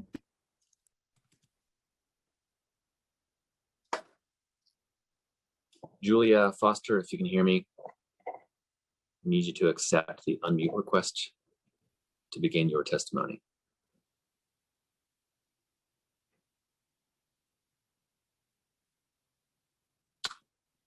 We'll come back to the next speaker Foster and try Melissa Cosme. Hello? Hi, Melissa, we can hear you. Okay. So I have lived in Williamsburg my entire life, 44 years old. I'm a single mother. I currently live in Edge. I am one of the tenants that was promised amenities and was approved by CB1. And when I got here, we have no access to the amenities. We are considered the poor doors of Williamsburg and Edge community. We were promised dishwashers. We don't have dishwashers. We don't have access to the pool. We had on the second floor a community room that has been locked, which we have no access to. Everyone that lives in the waterfront property has all amenities. They have places to get together with their families and socialize. We do not. We have to come into the building and come out, and we're completely separated from everyone else. I'm completely in support of Two Trees. We do need more affordable income in this neighborhood, and I'm very excited for the new YMCA project that's coming too. I have a 14-year-old son, and I think that it's amazing for him to be a part of this new community that's beginning to grow in this neighborhood. I am also an ACS worker. I am a Mount Carmel member, and I've seen a lot of people leave the neighborhood because they can't afford to live here anymore. The 130% AMI is way too high for people like me for working class to afford, and I just look forward for Two Trees to help the working class family. Thank you, Melissa. Thank you for your testimony today. Next speaker. Nguyen will testify next, to be followed by Julia Amanda Foster if she's available. Hello, good afternoon, council members. My name is Sunny Ng, and I'm a resident of 8 years in Southside Williamsburg by Broadway and Havemeyer. I would like to express my support for the River Ring project as originally proposed and reject the community board's recommendation to reduce the number of units. This project would not only add more affordable and market rate housing units, it will also provide much needed publicly accessible park space and a YMCA. The park would provide a continuous waterfront to the public, filling in the current blight between Domino Park and the Northside Piers. I disagree with this Community Board 1's recommendation of arbitrary cutting 33% of the units, with dubious claims about the lack of capacity with local infrastructure, especially given the work the MTA has done in the last couple of years to increase L train capacity. The inclusion of new residents from River Ring will not have a significant impact on the trains. CB1 has demonstrated that community boards should be abolished for making wild recommendations that are not only in bad faith, but also not grounded in reality. Those who are against the project are mostly against it because of aesthetics, and perhaps maybe the towers will block their views. And those are frankly not good enough reasons to cut down the number of units. It's also shameful that the opponents of the project that have admitted that they're gentrifiers are continuing to make it harder for others to live here. The one recommendation I would like to see to be considered is to minimize the number of parking spots, including in the development. With so many nearby transportation options available, including the L, J, M, and Z trains, as well as the ferry, these new residents should be discouraged to travel by car. Also, as council member and future borough president Reynoso had said during a previous meeting, the money saved from building parking spaces can be used to build more affordable units. So thank you. Thank you for your time to let me speak, and I hope you support this project. Thank you. Julia Amanda Foster will be the next speaker. Julia, we need you to accept the unmute request. Okay. Time starts now. Julia, we need you to accept the unmute request. Having trouble hearing you? No. How about try it one more time, Julia? You were unmuted for like 2 seconds. There you go. Wow, we can't hear you. Not getting any audio from you. Yeah.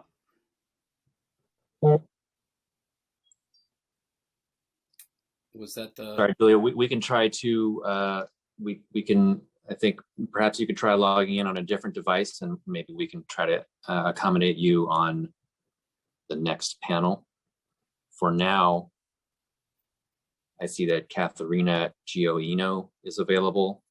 Katharina Gioino, if you can hear me, I need you to accept unmute request. Thank you. Thank you. Should I wait for the countdown? Yeah. Hi there. I'm Katerina Gioino. I'm the head of community partnerships and advocacy of UNI. It's a Black and Brown owned company operating in Brooklyn that provides free, secure bike parking and repair services to anyone who needs them. It cannot be overstated how highly needed bicycle parking in general, let alone secure, is needed, and just how severely lacking our city infrastructure is in meeting that demand. UNI recognizes the need for all people, regardless of income, profession, or demographic, to protect their bikes from both weather extremities and from theft, which affects 1 in 4 households in New York. River Ring is leading the way in building secure, resilient infrastructure that we've seen time and time again, recently with Ida, to as far back as Sandy and even earlier. fail the city and its residents. In similar vein, UNI is striving to provide secure bike parking to everyone, regardless of income or profession, as a viable and sustainable transportation alternative. And we know that this particular area of Williamsburg is in desperate need of not only secure bike parking, but bike parking in general. Given this area's well-connected bike lanes and high usage, it's a common occurrence to see 3, 4, 5 bikes chained up to one fence or link. And it's increasingly more common to see those same bikes missing tires, saddles, or altogether a week later. Our team is excited to partner with Two Trees and bring 538 secure bikes parking facilities to this area. And we're proud that our partner recognizes this area will benefit from being a transportation hub. That's why I and the UNI team is in full support of River Ring and our partners at Two Trees. I cannot explain enough, and I really do look forward to working with Two Trees to complete this project. Thank you. That was the last speaker on the panel, Mr. Chair, and I don't see any members with questions. So I will call the next panel, which will include Sharav Dada, Alexander Aiken, Alex Vallejo, and Cristiano Rossi. First speaker will be Sharav Dada, to be followed by Alexander Aiken.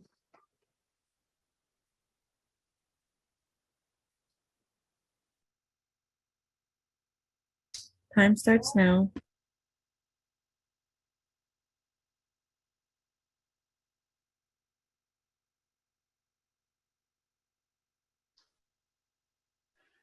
Good afternoon, this is Sharav Datta. I hope you can hear me. We can hear you. Thank you, Chair Moya, Councilmember Levine, and other council members. Good afternoon. I'm testifying in support of River Ring as a constituent in Councilmember Levine's District 33. I'm a public servant and first-generation Asian immigrant who's personally benefited from living in new build, dense, mixed-income housing in downtown Brooklyn for the last decade. You all already understand the middle and low-income affordability crisis facing Brooklyn and indeed the rest of New York City.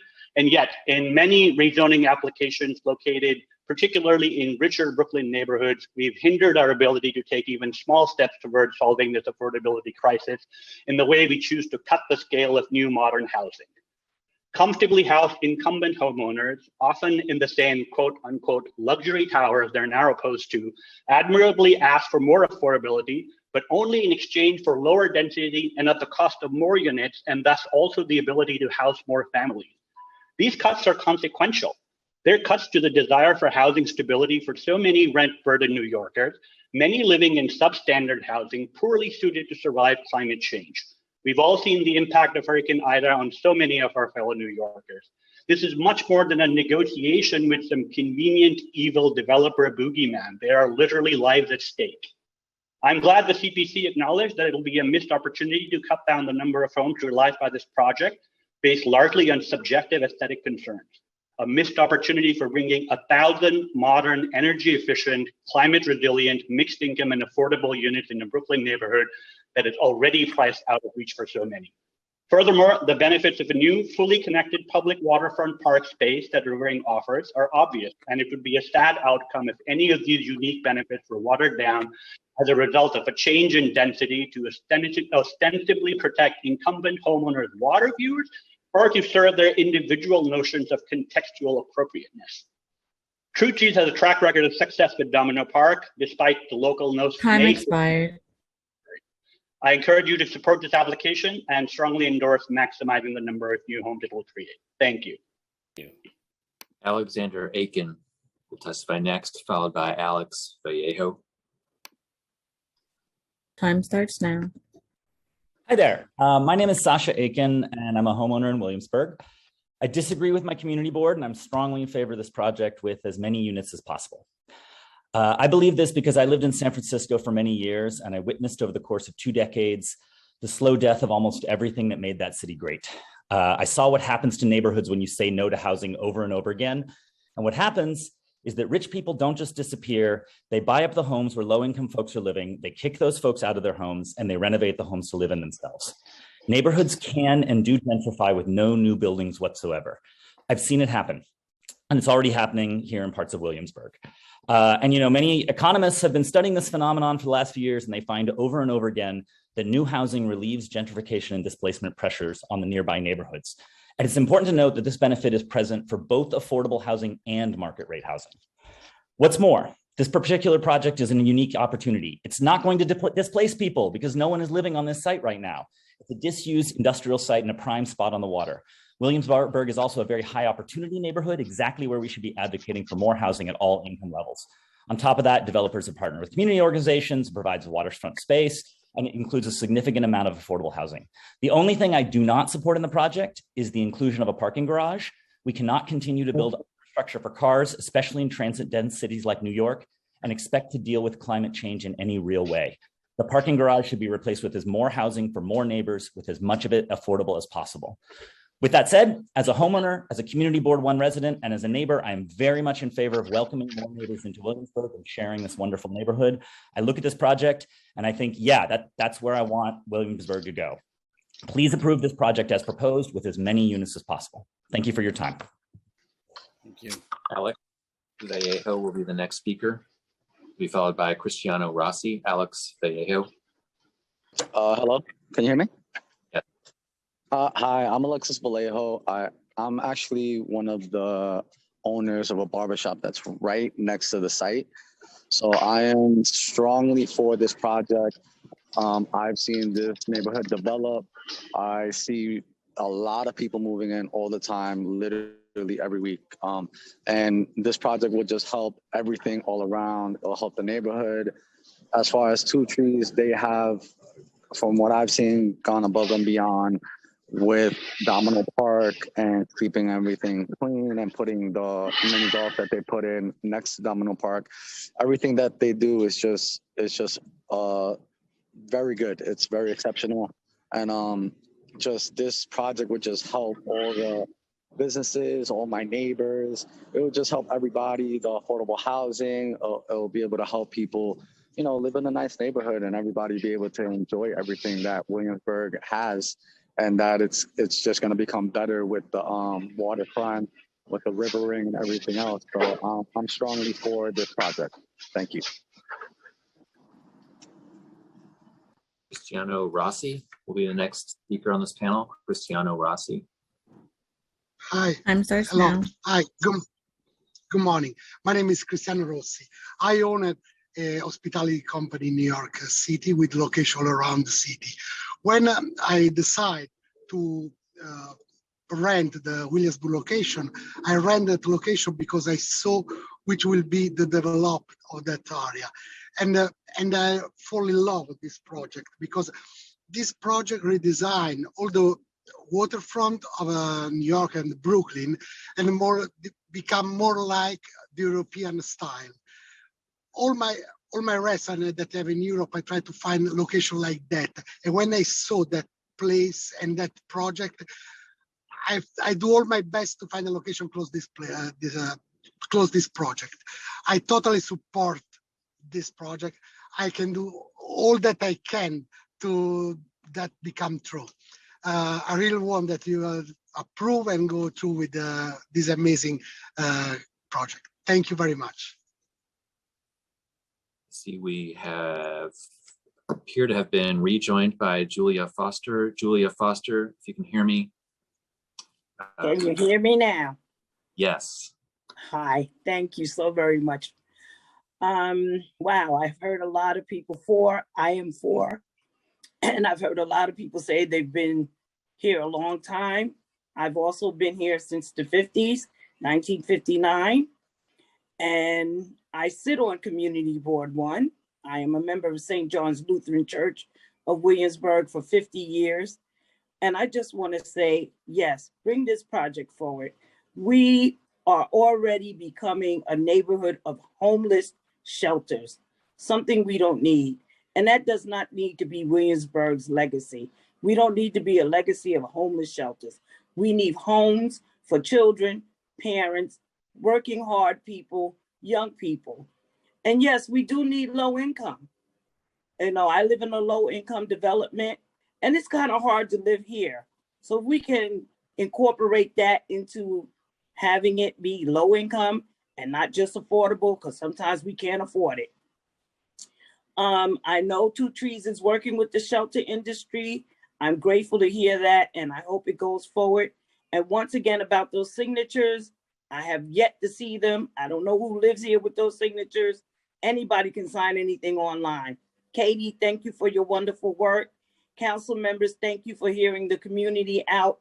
Bring this project forward. If it's as anything like Domino, I have 2 children on the spectrum, grandchildren, and they love Domino Park. They love to go see the water. So come on, 2 trees, let's do this. Thank you. In Williamsburg, we don't want to be a legacy of homeless shelters. Thank you for hearing me. Thank you for your testimony today. Chair, that was the last speaker on this panel. I don't see any members with questions for this panel. We have another panel coming up, which I will call now with your permission. That will include Maria Kamuya and Spencer Heckwolf. Maria Kamuya to testify first, to be followed by Spencer Heckwolf. Time starts now.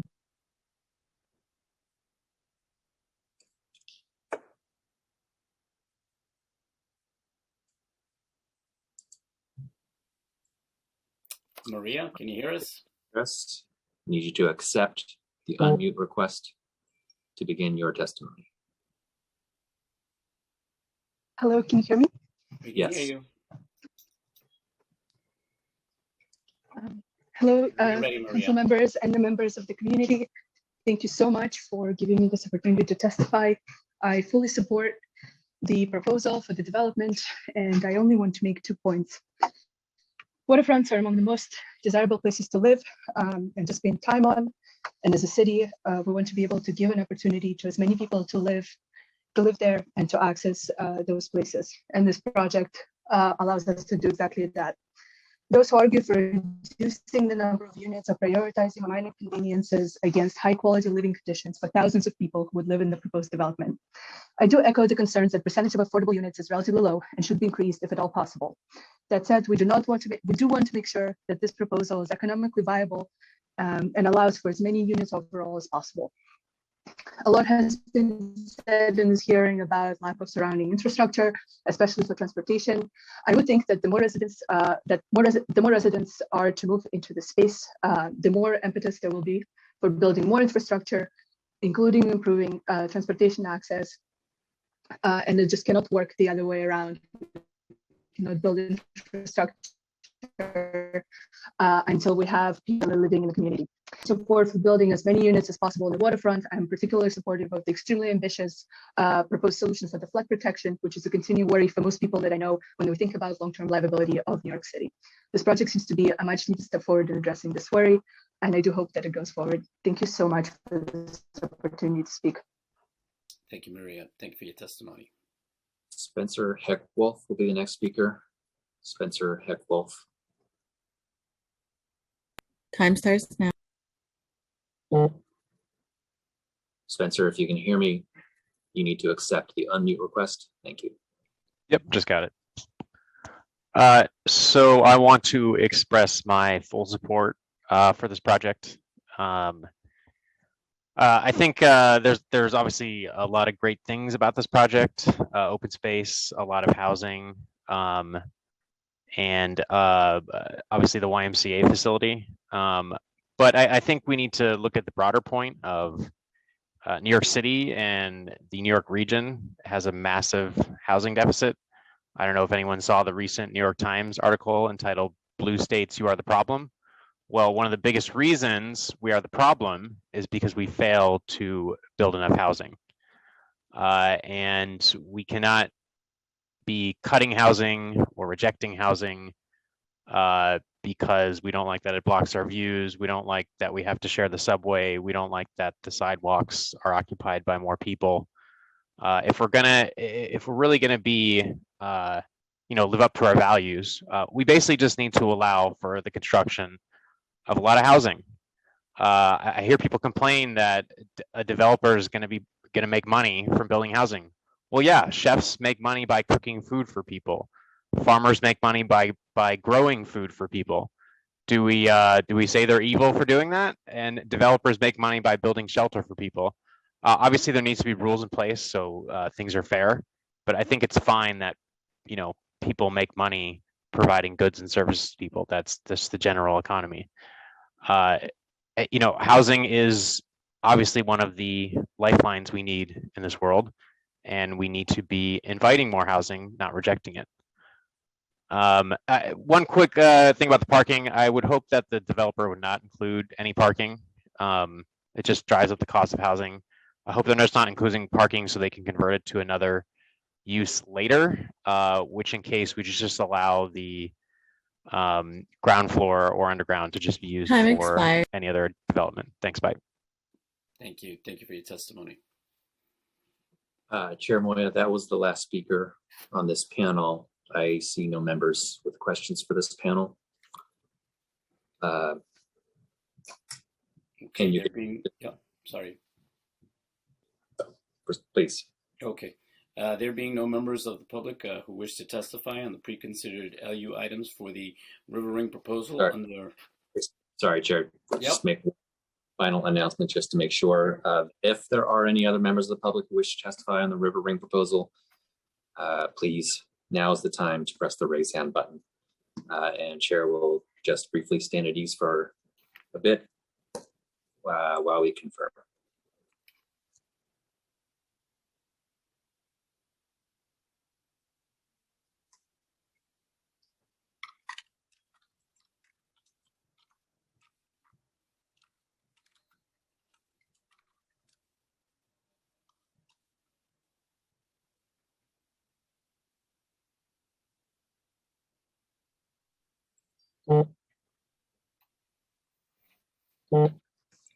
Chair Moya, I see no other members of the public who wish to testify on this item. Thank you. Thank you, Arthur. There being no members of the public who wish to testify on the pre-considered LU items for the River Ring proposal under ULURP number C220062ZMK and N220063ZRK, the public hearing is now closed and the items are laid over.